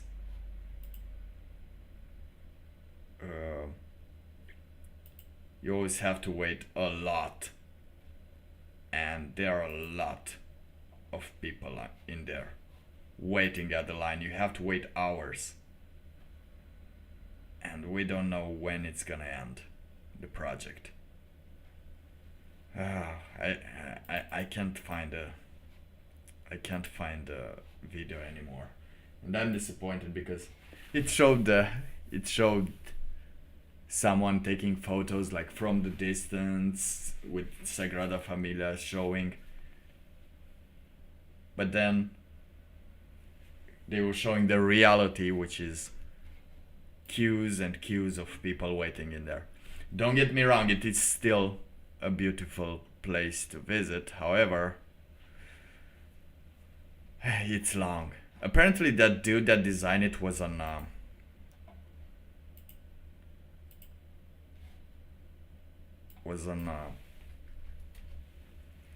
what do you call it?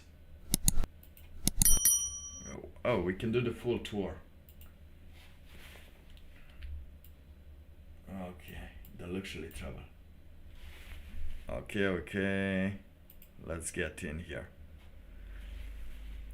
He was on heavy drugs when he designed it, because come on, who designs a church like this without being on something?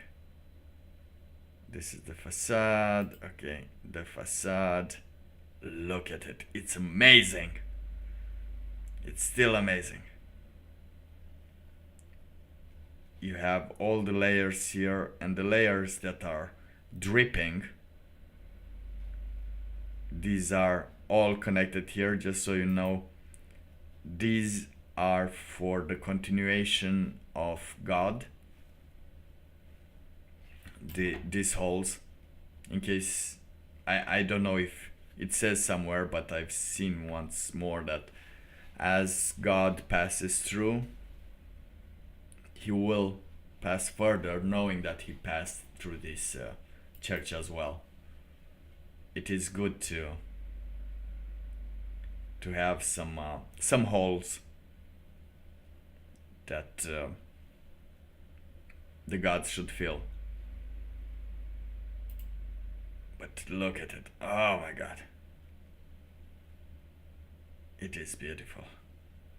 So much artwork.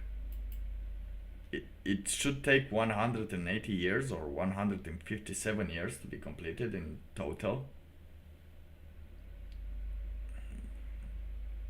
Okay, let's go inside. Okay. I've been to Sagrada Familia, but waiting. Oh, look at those things. Now these shapes here, these you get them on trips level 8 or 9. I think level 8 of trips you can see this. Even level 6. Level 6 you start seeing this, but at level 8 you're just you're able to see this properly and engage with it. Okay, what else do we have? Do we have this? We have the ceiling. Oh, it looks amazing. To be able to do such a thing. To be able to actually gather the money and the approval for such a thing. That's one of the things that are amazing, because it's hard nowadays to gain something like this. Something beautiful, not the one we have in that's in Romania. Like, it's big, but it's nothing about it. It's just big. But this one, oh my god, look at it. Can you believe going at one of the masses, or when it's the revival? The interiors are inspired by natural elements. The church columns, for example, are shaped like tree trunks that rise towards the ceiling and sky. Yeah, it does look a little more like trees than other things. It's amazing. The ground plan of the church forms a Latin cross. Okay, so it has okay, these are the crosses here, I guess. But wait until it's complete and it's all painted. Oh my god, it's gonna be amazing. The history of Sagrada Familia dates back to 1864. A local organization began campaigning for the construction of a church honoring the Holy Family. And Sagrada Familia means Holy Family. It was $400 million. The cornerstone of the church was laid in 19 March 1882. Francisco Paula de Villar was the original designer. Due to creative differences, Villar was replaced by Gaudi. Gaudi radically changed the design, creating a building that had never been seen in the world. That's pretty nice. The church's first tower was finished in 1925. It was only the Sagrada Familia tower Gaudi will see in his life, and he died in blah blah blah blah blah. Okay. But still, I want to see those paintings. Who will paint this amazing church? Oh. Estimated at 374 million. The project is funded by entry tickets of tourists and private donation. That's alright. Oh, it is heavy. It is heavy on the ground. Oh, I want to... When will it be complete? We took a nice tour over here. Oh my god, look at that. Oh my god. I just want to see it painted. I just wanted to see it painted completely. Because I don't know if just these walls will be like this. And there are not a lot of angels. You can't see anything family related. That would be a holy family, after all. Oh, this is nice. This is a nice ceremony here. Can you get married in Sagrada Familia? Was slated for completion in 2026. That date was postponed because of the pandemic. Construction work was halted for 9 months. Oh, thanks, COVID. In 2026. if we... I think it's gonna be possible. Hey, if you need a goal in life, hey, wait till 2026, gather some money to get at Sagrada Familia. Oh my god. Now I want to know, can someone get married can people get married at Sagrada Familia?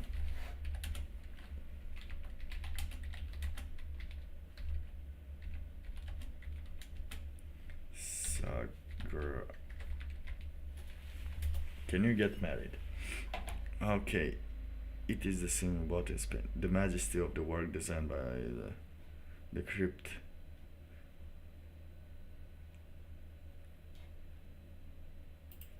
Okay.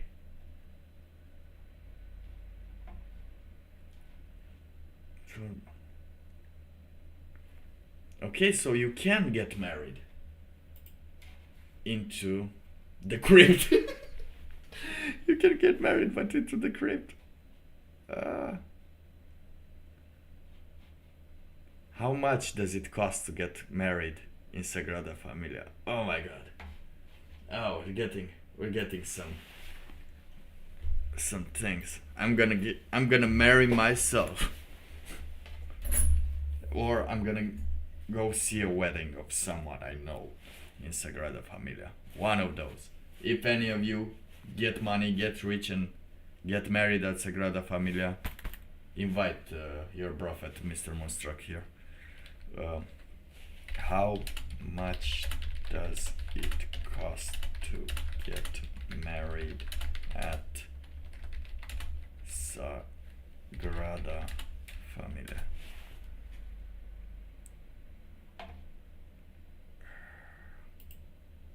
Okay.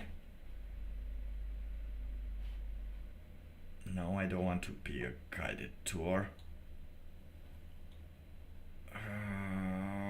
Okay, I'm searching, but I can't find it.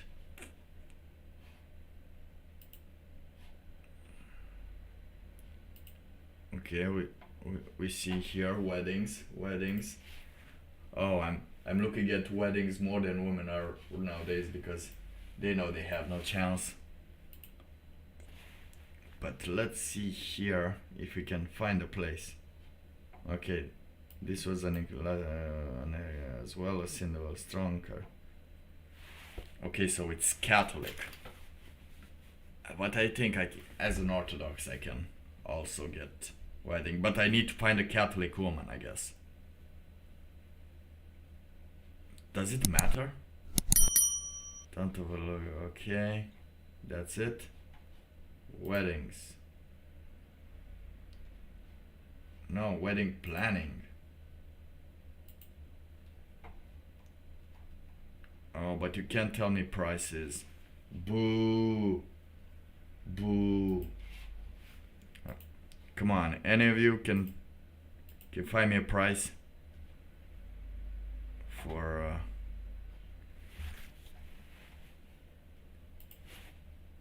okay. The most beautiful. Accept. Can I please get married here? But can we find some answers? Cost. No. Price.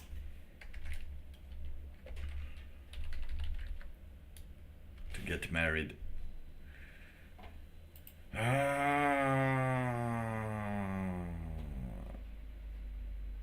Okay, so I worked with someone whose dream was to get married in Sagrada. Apparently, if you are a member of the congregation, it is possible, but only if you've been attending Sunday service there religiously for at least a year. Oh my god, so that's what she did. Moved to the area, became a member of the church, and sure enough, after a year and a bit, had her ceremony in the chapel. And that's that. Don't know what the point of the story is, but probably something along the line. Anything's possible, so go rent that big beautiful bitch, you crazy dreamer. No. Okay. Emailing ask.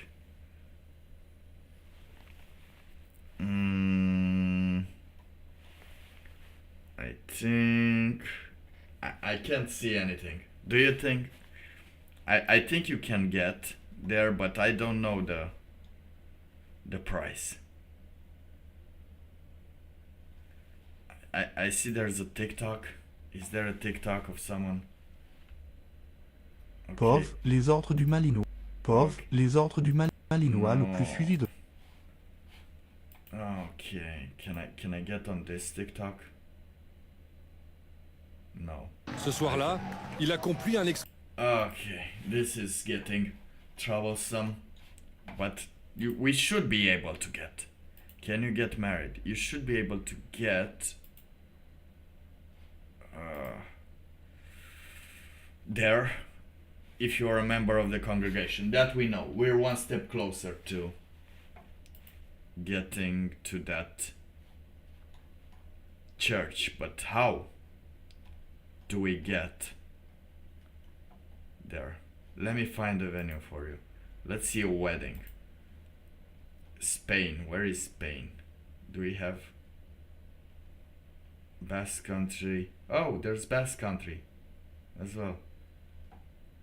Is it Catalonia? Oh my god. I wanna know just the price. Come on, man. Can tourists get madder? Foreigners. Okay, so. Oh, we're getting closer. We're getting closer. The process for civil marriage begins with the application for a certificate of permission to marry. Certificato de capacidad matrimonial. Couples wishing to marry must apply for this certificate in advance of the wedding. So if you're planning on doing that, you have to know that who the hell marries anymore? And who has the money to marry at Sagrada Familia? And who is worth that money?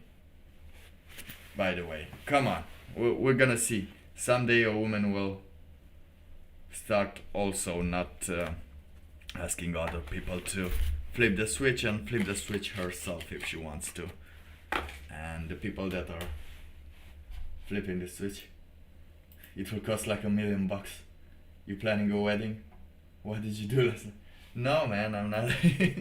Last night I stayed home and thought about all my mistakes that I did 2 nights before. And all the things that I should or should not do.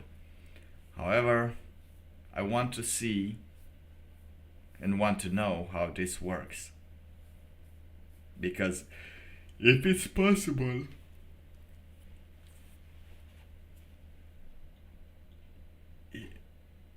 in the case of religious marriage, I just want a religious marriage.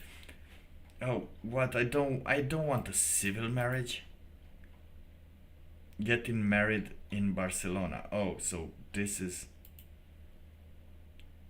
religious. In the case of religious, must obtain the certificado de capacidad matrimonial as above before the service can take place. So wait, you need for a certificate of permission to marry. Okay, you have to get this from Barcelona, either if you do a civil marriage or a religious marriage, which is weird. But okay. Before the service. However, it may be that the church administrators will take care of this on behalf of the couple. Oh, I guess that's if you know the people. The regulation for a religious wedding may vary depending on the religious denomination and the area in which the marriage is to take place. Foreign Roman Catholics may marry in a Spanish church provided they have proof that of their religious background in the form of certificates of baptism and the letter from the parish priest. Dude, can you do like a single wedding? A single... No, it's... You're doing a single wedding is just trying to show that you're married just for the sake of marrying, and to show the other people, oh, that I'm a strong, independent woman. But I'm not. I'm not doing single weddings. I either marry a god or marry death. Who knows? A goddess, sorry. A goddess. Now, Roman Catholics. Do you have... Dude, I think we can get some... Like, I can get a Roman Catholic certificate. You can get one in Romania, right? Like, you pay the priest and... Did we have such a thing when we were baptized? A certificate of baptism? Did you have something like that? Does that exist? Do people have a certificate of baptism? Like, I know they have now, but I don't know if what, a certificate of baptism? And you have one? Because I don't know of any such a certificate existent. Yeah, you need it at a wedding, the certificate of baptism, or the certificate of baptism, or the one that allows you to certificato de capacitat matrimonial. The couple should contact their local diocese and the Roman Catholic Church to make arrangement. That's pretty good because I have a Catholic church around here. You obtain it at the church archive? Dude, I don't have that. I don't even know the church.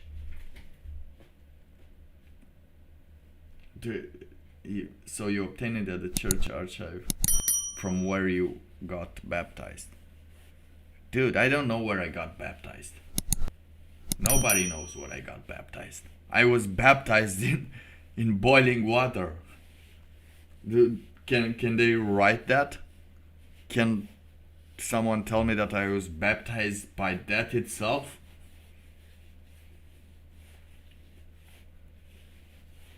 So let's say that I feel I identify as a Roman Catholic Church, because nowadays you can identify, right? I think that's the way to do it. Like, fuck all the authorities, fuck all these people that are asking you documents when you really don't need to. It's a religious marriage, it's not a civil marriage. The only certificates you need is love. Certificate of love. But yeah, no, I get the gist. So, birth certificate with Spanish translation if foreign. Baptismal certificate issued at most 6 months prior to the wedding. Okay, authenticated by issuing bishopric and translated into Spanish. Proof of permission to marry.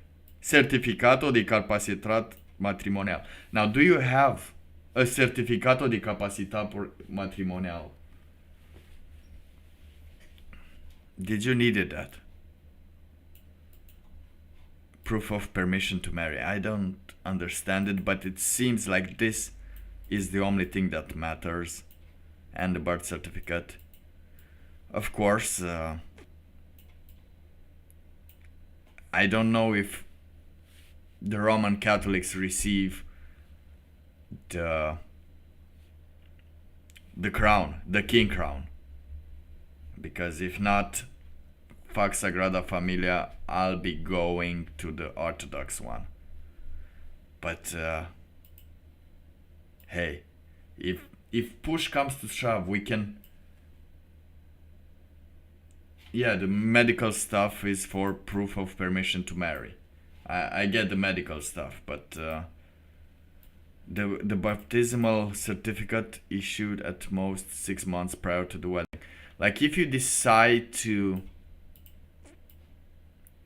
get baptized into Roman Catholic,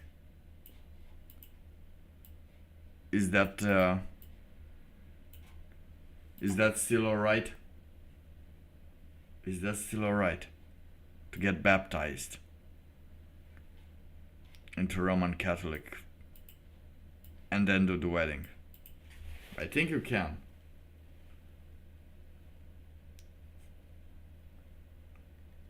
We had to prove that we are divorced or not married. Oh yeah, that must be nice. But yeah, it will be easy for me to prove that I'm divorced, that I'm not married, and I'm not into a different marriage. I just go there all alone, like, dude, does it look like I'm married? Once the religious ceremony has taken place, the marriage should be registered at the civil registry within 1 week. You should check whether the officiator will register the religious marriage on your behalf, or whether he will provide you with the paperwork to do so yourself. If the latter is the case, you should go to the civil registry with the documents to provide. Like, I hate this. I don't want civil registry. I don't want the state to know that I have a deep relationship. A deep relationship with someone. Because then he would ask me like, hey, you afforded to do that wedding at Barcelona. So, money? Now you're two of you. Money? Money? I don't like to give money so they can pay people to steal money from me. But I still haven't found a price. This is so annoying. Church and reception. Okay. If it was better, we looked at, but it was as we liked. We got married at La Baronia. Okay. No, actually I used to live 10 meters away, and I think one can get married there, but you need to be a resident and don't have exclusivity of the place, since it is considered UNESCO World Heritage Site.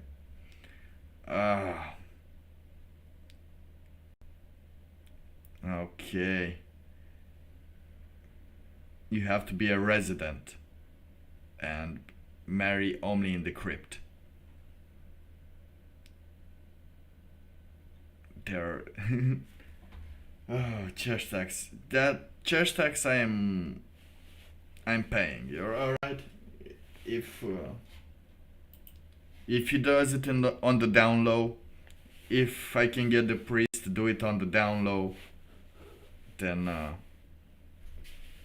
that should be how it should be done. Now, for that I have to become a real prophet, right? And get my goddess from somewhere. But I'm searching here, and everybody's making like ads for different other places, but I'm not seeing a price, like a price range. Is it just the church tax? Come on, wonderful, truly amazing, yes, very nice. Through you, very fascinating. I have visited Russian, Chinese, Russian. Thank you for sharing. Ah, come on. Thanks a million. I saw a million and I was like, come on. Let's see. Price. But it has different weddings. Low price. No. So folks services. No. We can't get. I can't get a price. I don't think the church will be finished till 2026. Yeah, I know. We just talked about it. I don't know if you are here or not. It will be complete. It's set to be completed in 2026 since it got delayed by the 2020 thing. Okay. But no, I can't find a price. Accept all cookies. Wedding.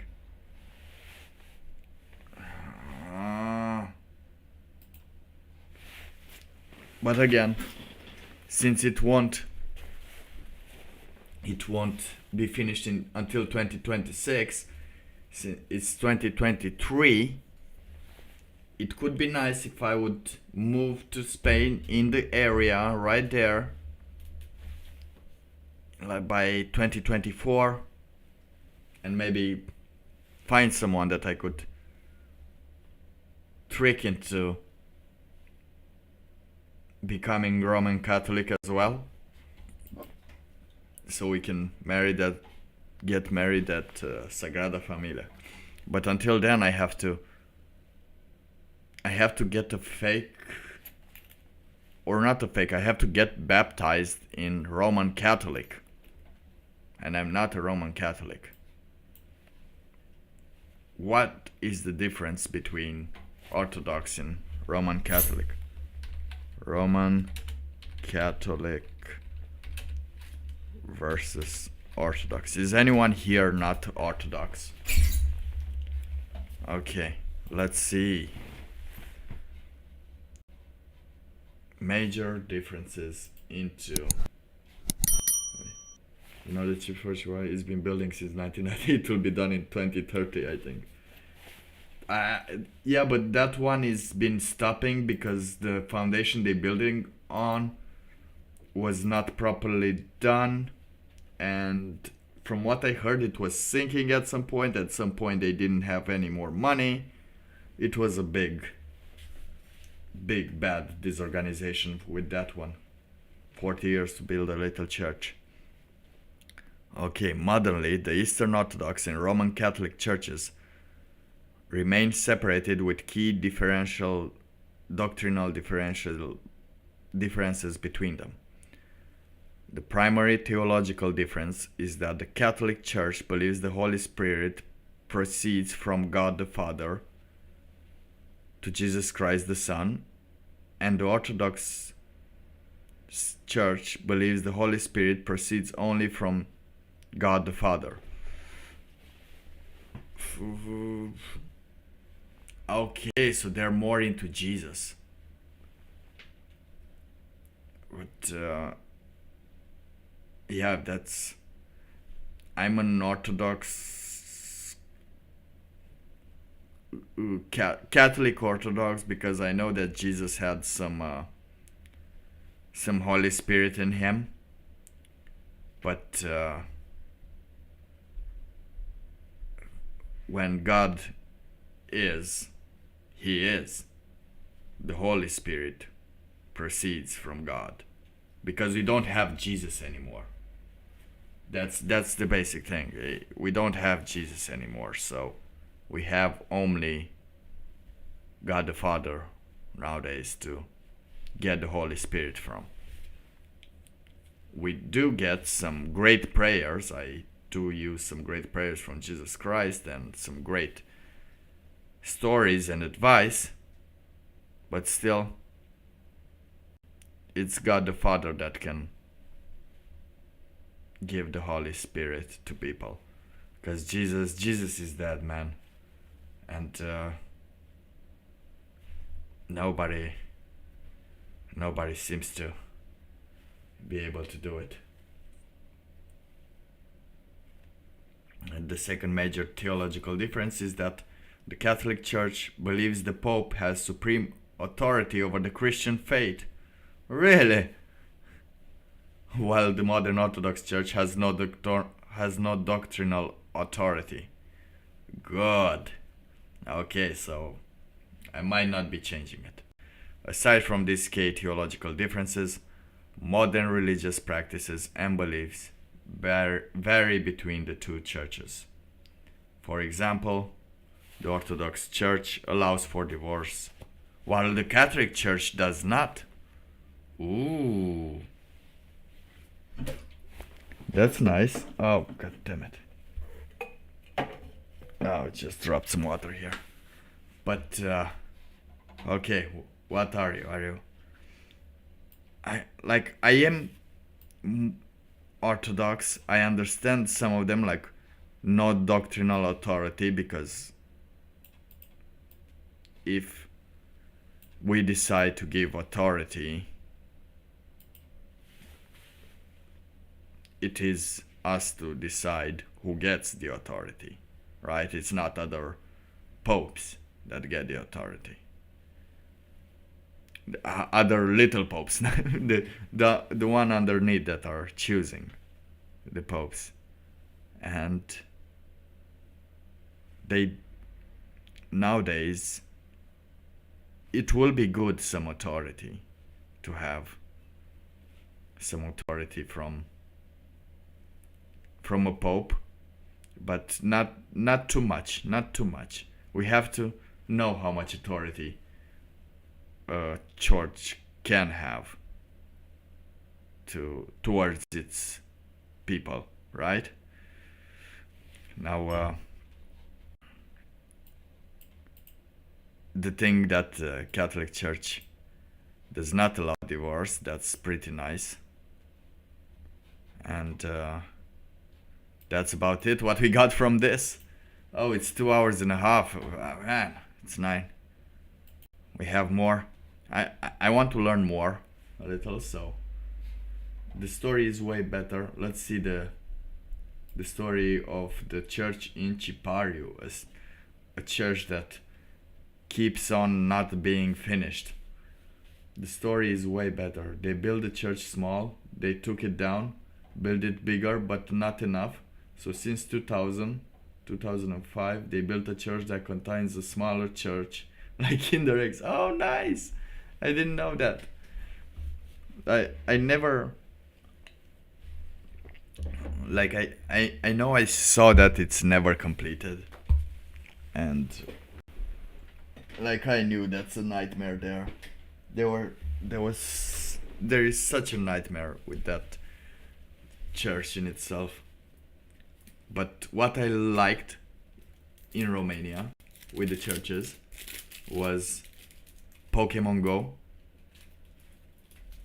because we had so many churches and so many places that we had stations, like stations where you could replenish your balls with energy, because every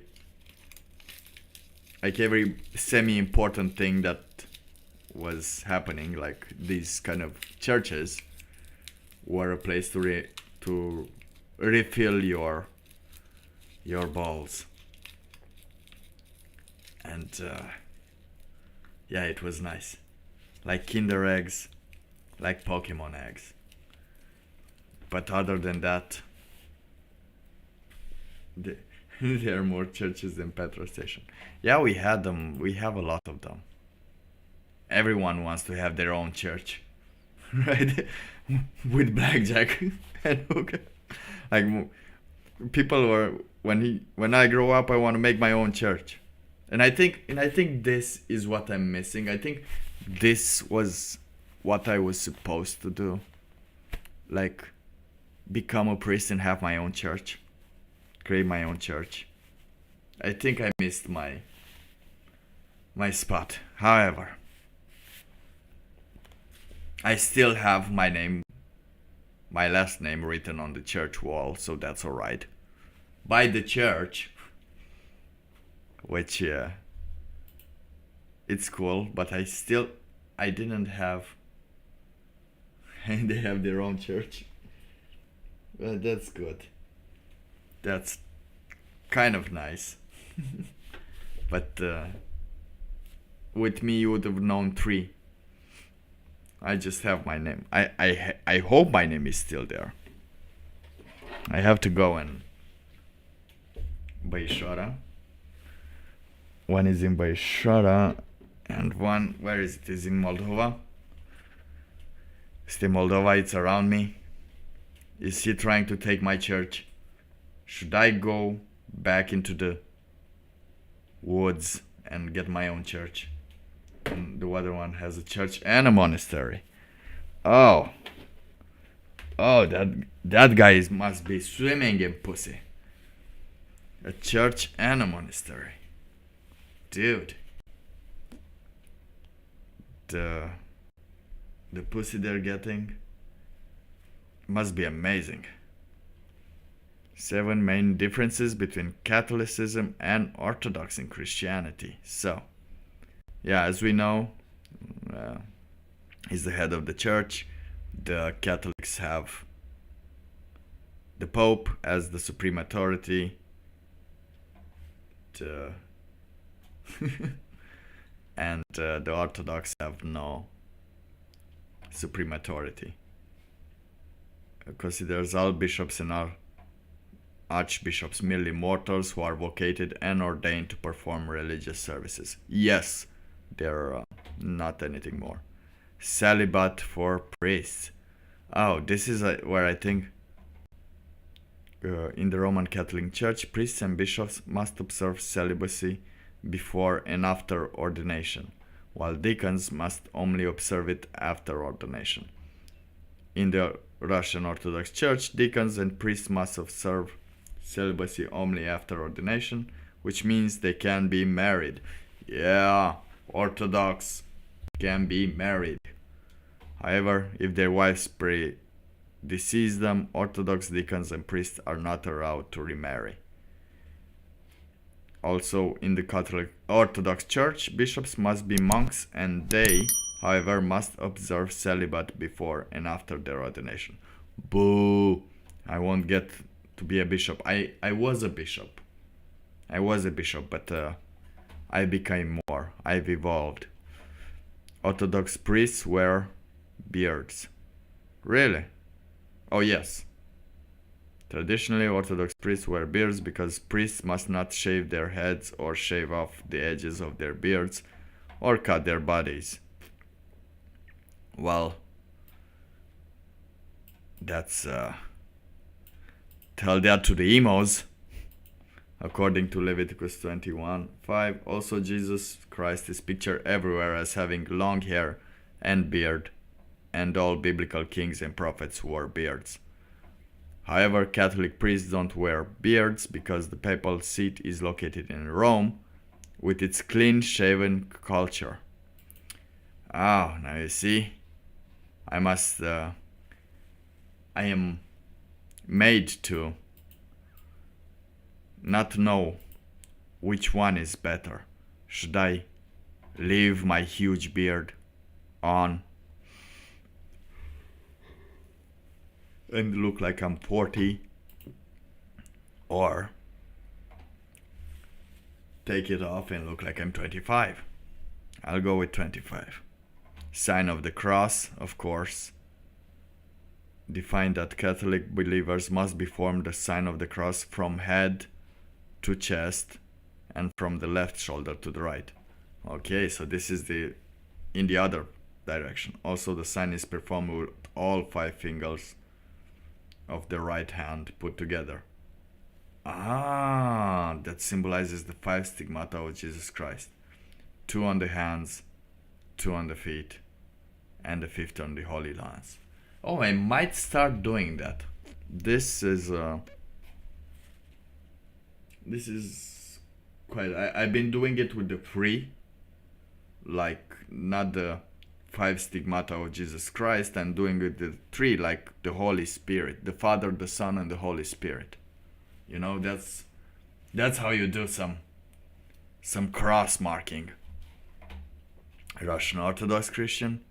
Oh, see, perform the sign of the cross with 3 fingers, thumb, index, and middle, put together to symbolize the Holy Trinity, and 2 fingers pressed against the palm. Ah, the 2 fingers must be pressed against the palm? I never knew that. I just let them be there, pressed against the palm to symbolize the dual human and divine nature of Jesus. Okay, so I might start doing it properly as a real Orthodox. Also, Orthodox sign of the cross is performed from the right shoulder to the left. That's alright. Let's see the Holy Communion. Oh, it goes here. Have you ever done? What? I want to do a Holy Communion. I've been I've been to a church right here, and they gave us some crackers. They gave me some crackers, but I want to do that thing where I tell all my sins, like God, I've been doing this world in for so much. I've seen so much, and people just want me to worship devils. But I can't talk with them like that because I'm not French and they'll believe that I'm crazy. So, in Orthodox tradition, Holy Communion is given to infants from the moment of baptism. This is based on Matthew 19:14. Jesus, let the little children come to me and do not hinder them, for the kingdom of heaven belongs to such as these. Yes, from infancy and about the age of 7, they can receive communion as often as they like and without confession. Yeah, because it is believed that up until a certain age, infants don't bear full responsibility for their thoughts and action, but still receive communion.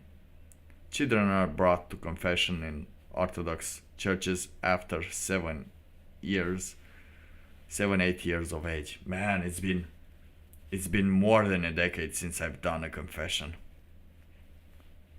Oh, I should go and find an Orthodox church and do a confession. It's been so much.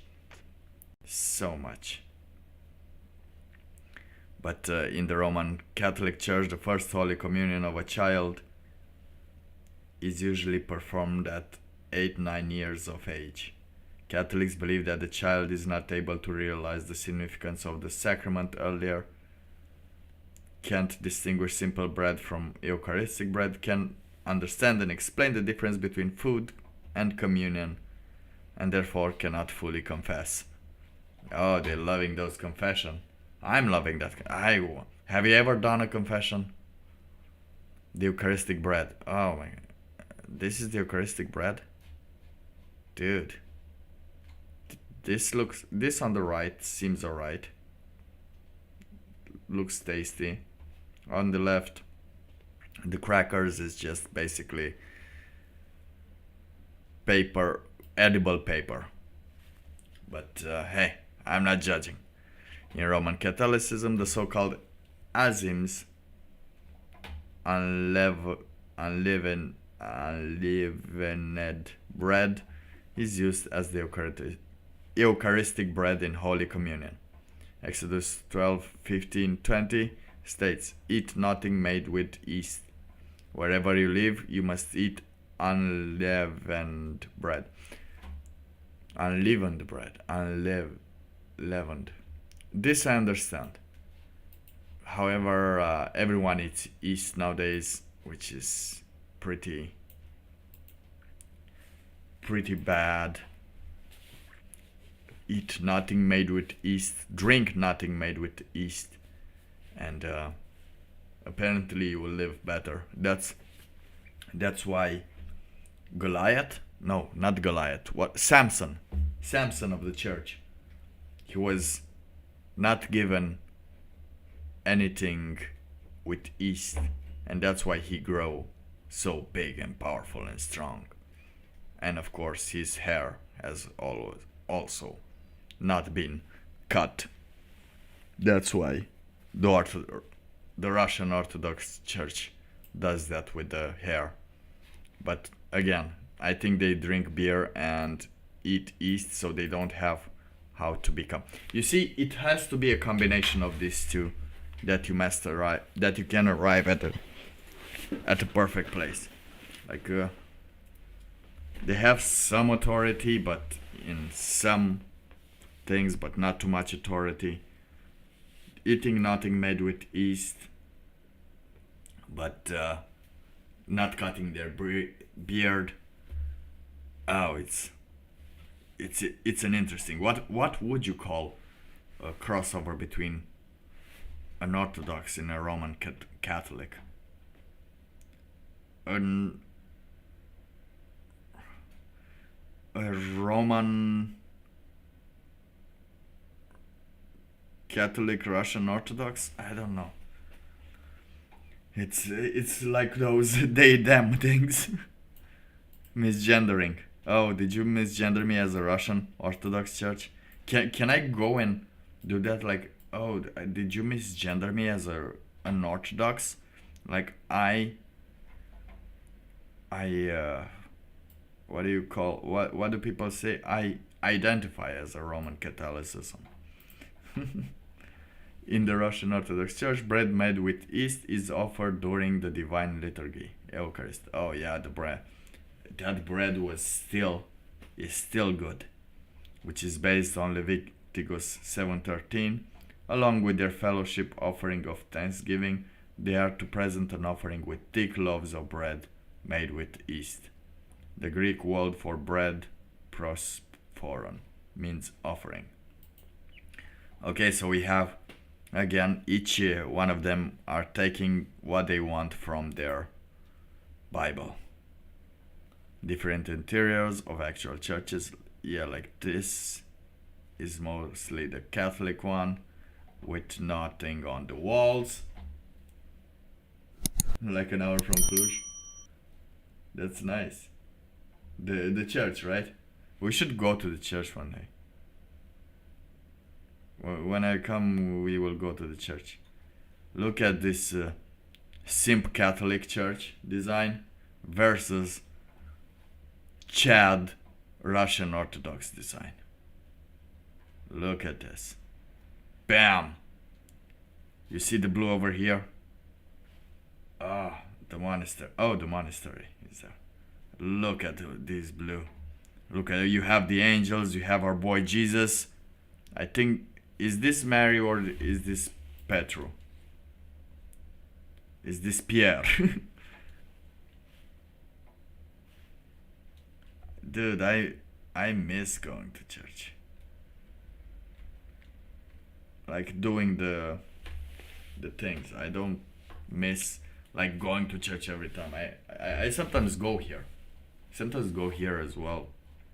I have the church. I was supposed to go today, but I didn't because I still feel awkward because I think they're different religion. I think they're actual Roman Catholic or Anglicans. And I'm a Russian Orthodox Church. I'm going. Nah, it's okay. It's just that in a normal church, you know what the things you should do are, but if you go to different churches during Mass, it's weird because they have different ways of doing things, and yeah, it's weird. Okay, you can tell at once whether you're in a Catholic or an Orthodox church just by the benches. The benches? Oh yeah. Ah, okay. I didn't know that we don't have benches. In the Catholic tradition, prolonged kneeling is a usual part of the prayer, while in the Orthodox tradition, bows to the ground are frequently made during the service. Now, I do think that prolonged kneeling is better than bows to the ground. Because of that, benches with shelves for kneeling appear in Catholic temples. Okay, so this was a Catholic one. Oh, I'm training to become a Catholic. We have benches. I know we have, like, we have on the sides for the old people. And where do we have benches? But the chairs for the old people on the sides. We don't have this kinds of things where you can put your kneeling here. Okay, so it's a Catholic one or Anglican.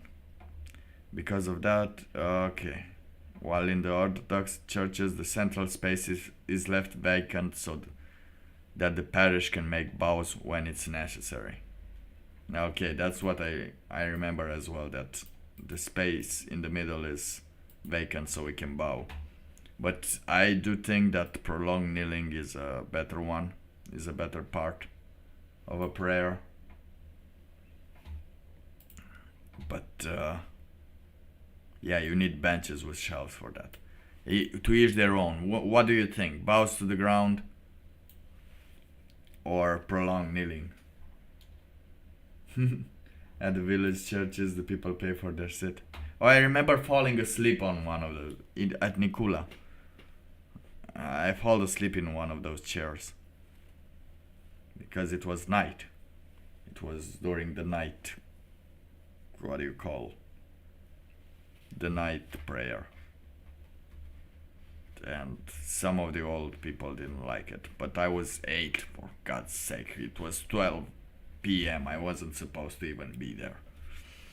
Also in Catholic temples, the altar is located in the chancel, divided from the nave by a chancel screen,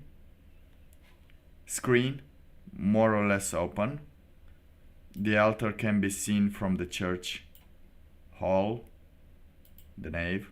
In Orthodox churches, the sanctuary area with the altar is separated from the nave with an iconostasis,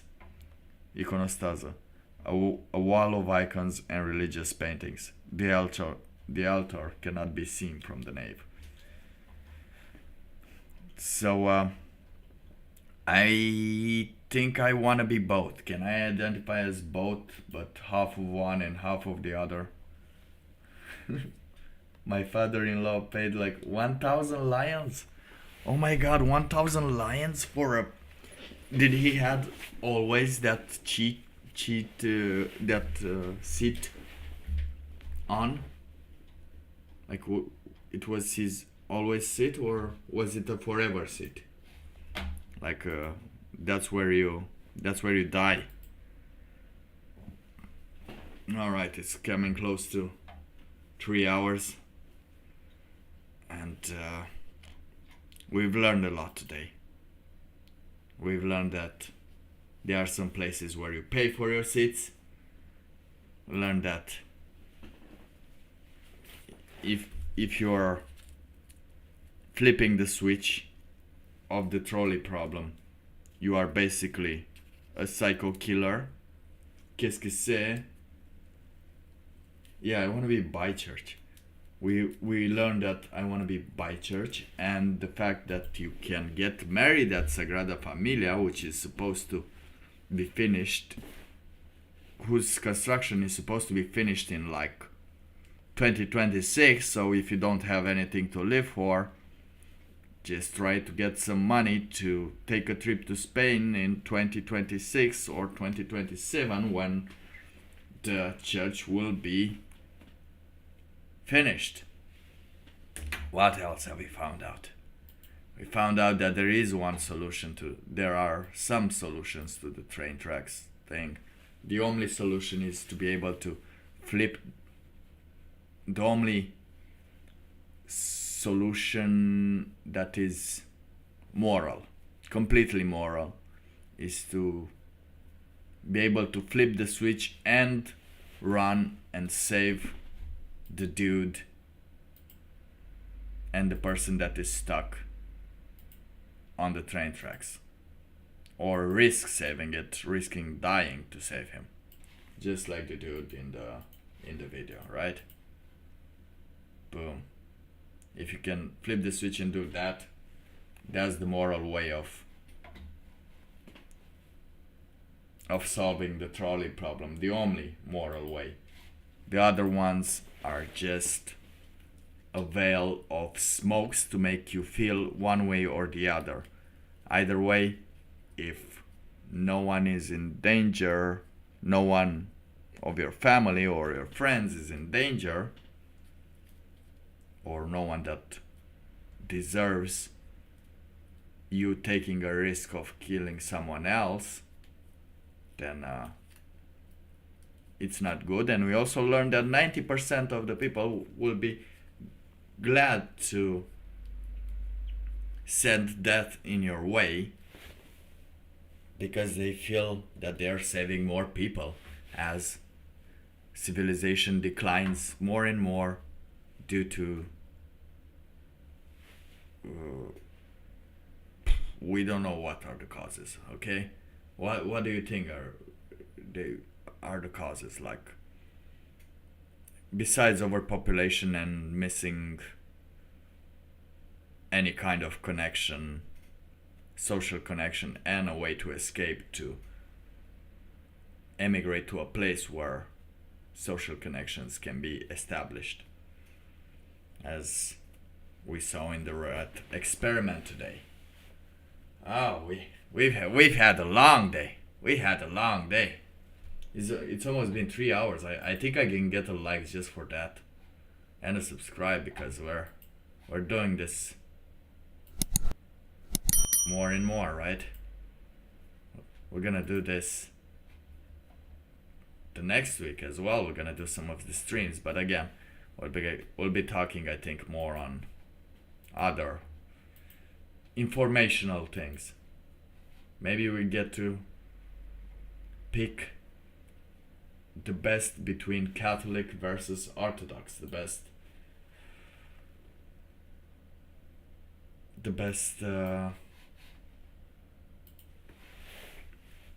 of both worlds. We're gonna become by church and create our own church with blackjack and hookers.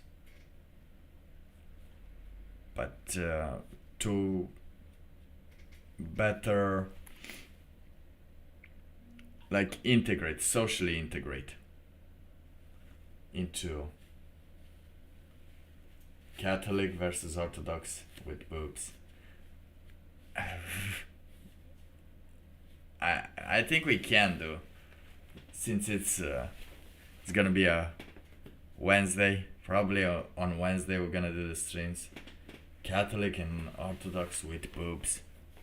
Sounds very interesting, but again, I don't know which one is better to be part of.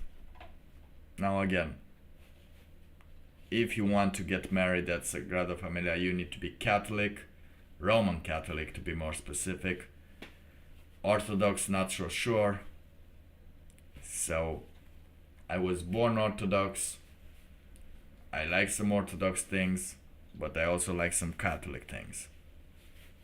And even though the Great Schism happened in 1054, I don't think I should pay for the fight of my ancients.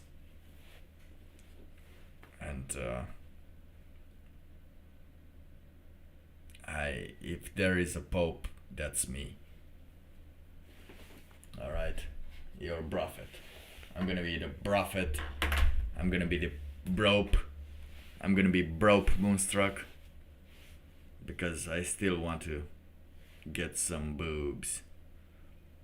I'm gonna be a breast.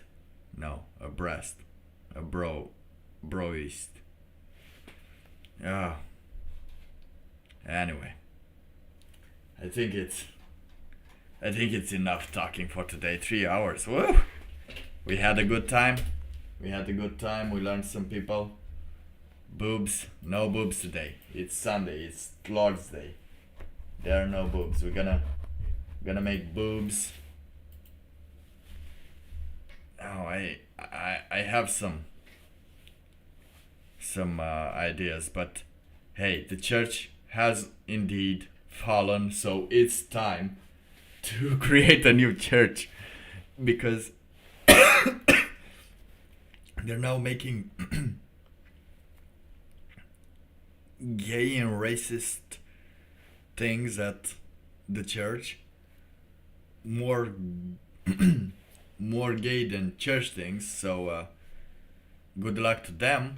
Who wants to be like I barely want to go to church anymore, and from what I see, they're doing that LGBTQA2 inclusion into the church, which again is not for the church to do. So I can keep that Orthodox thing where we don't do that, but I don't want that Catholic thing. Like if the gay people can do that, it can have religious, can be gay at weddings, and I don't know what they do, then I think as an Orthodox I should be able to marry at Sagrada Familia, right? Like everyone doesn't give a fuck about rules anymore. But broobs. Oh, broobs. Brobes. But we'll see on the next stream. So if you pass here, we're gonna have broobs next time. We're gonna have some boobs and some differences between Catholic and Orthodox, and we're gonna see what we're gonna take from there. I'm gonna build my own religion. Fuck it. I'm taking what I can. I can even take some Muslim things from there. I can take Gog and Magog. They really love Gog Magog like there. And other than that, maybe, I don't know, what else do we have? What other religions? We'll see. But basically it's gonna be religion and boobs. That's the name of the next stream. Actually, you know what? I'm going to create the stream right now for next time. For you to know. I'm just gonna read settings. Okay. Boobs and religions. Okay. Jesus is life. What can I do here? Oh, it's gonna be this.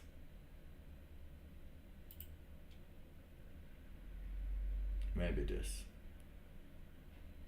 Can I open this? No, file is too big. I don't have a thumbnail for it yet. However,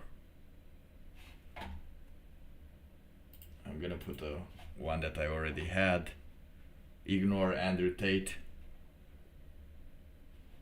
And yeah, it's gonna be on 7. It's gonna be on 8. I have to do the multi-shore update as well.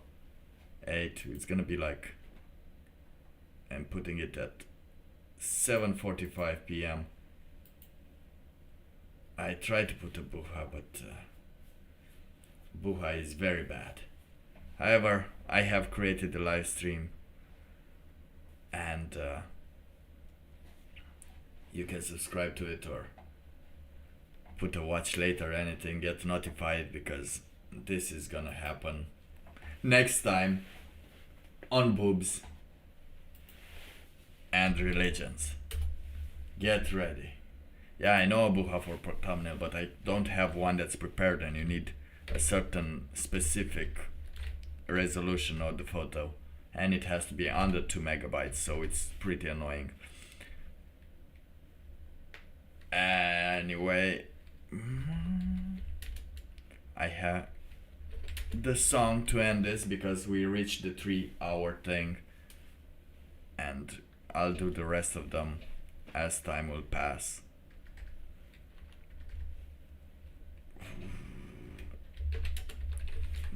I have the song for it for tonight. I didn't know it could get any other way, but as the song sings, I will change the thumbnail. Now, if anyone has been resisting for a long time here, you can also say hi. I'll rest in the chat for a little bit. And Radu, as always, thank you for joining. I hope you understood the things that I've seen, and I hope that tonight's song is gonna be on point because I wanted to put this at some point, even though I do consider that this, once again, is overrated, as life is recently, and as all religions are. So yeah, let's get into it. Up. Is this the real life? Have a great night, everyone. Is this just Thank you for watching. fantasy? For Caught watching. in a landslide, no escape from reality. Open your eyes, look up to the skies and see. I'm just a poor boy, I need no sympathy, because I'm easy come, easy go, little high, little low. Any way the wind blows doesn't really matter to me.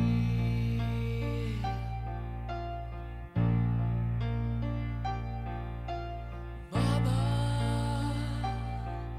just killed a man, put a gun against his head, pulled my trigger, now he's dead. Mama, life had just begun, but now I've gone and thrown it all away.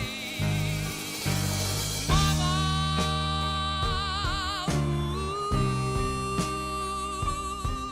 didn't mean to make you cry.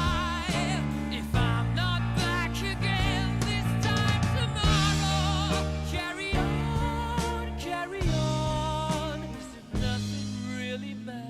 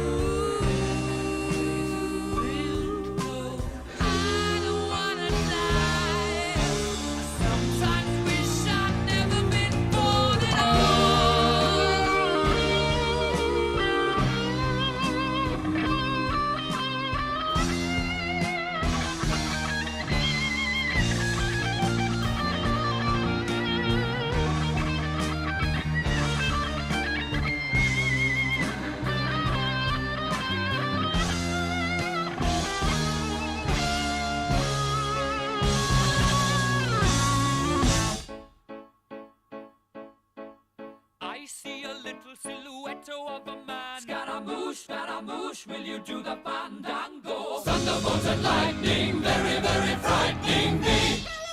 Galileo, Galileo, Galileo Figaro. Magnifico! I'm just a poor boy, nobody loves me. He's just a poor boy from a poor family, sparing his life from this monstrosity. Easy come, easy go, will you let me go? Bismillah, no, we will not let you go. Let him go! Bismillah, we will not let you go. Let him go! Bismillah, we will not let you go. Let me go! We'll not let you go. Let me go! We'll not let you go. Let me go! Oh, mamma mia, mamma mia. Mamma mia, let me go. Beelzebub has a devil put aside for me, for me.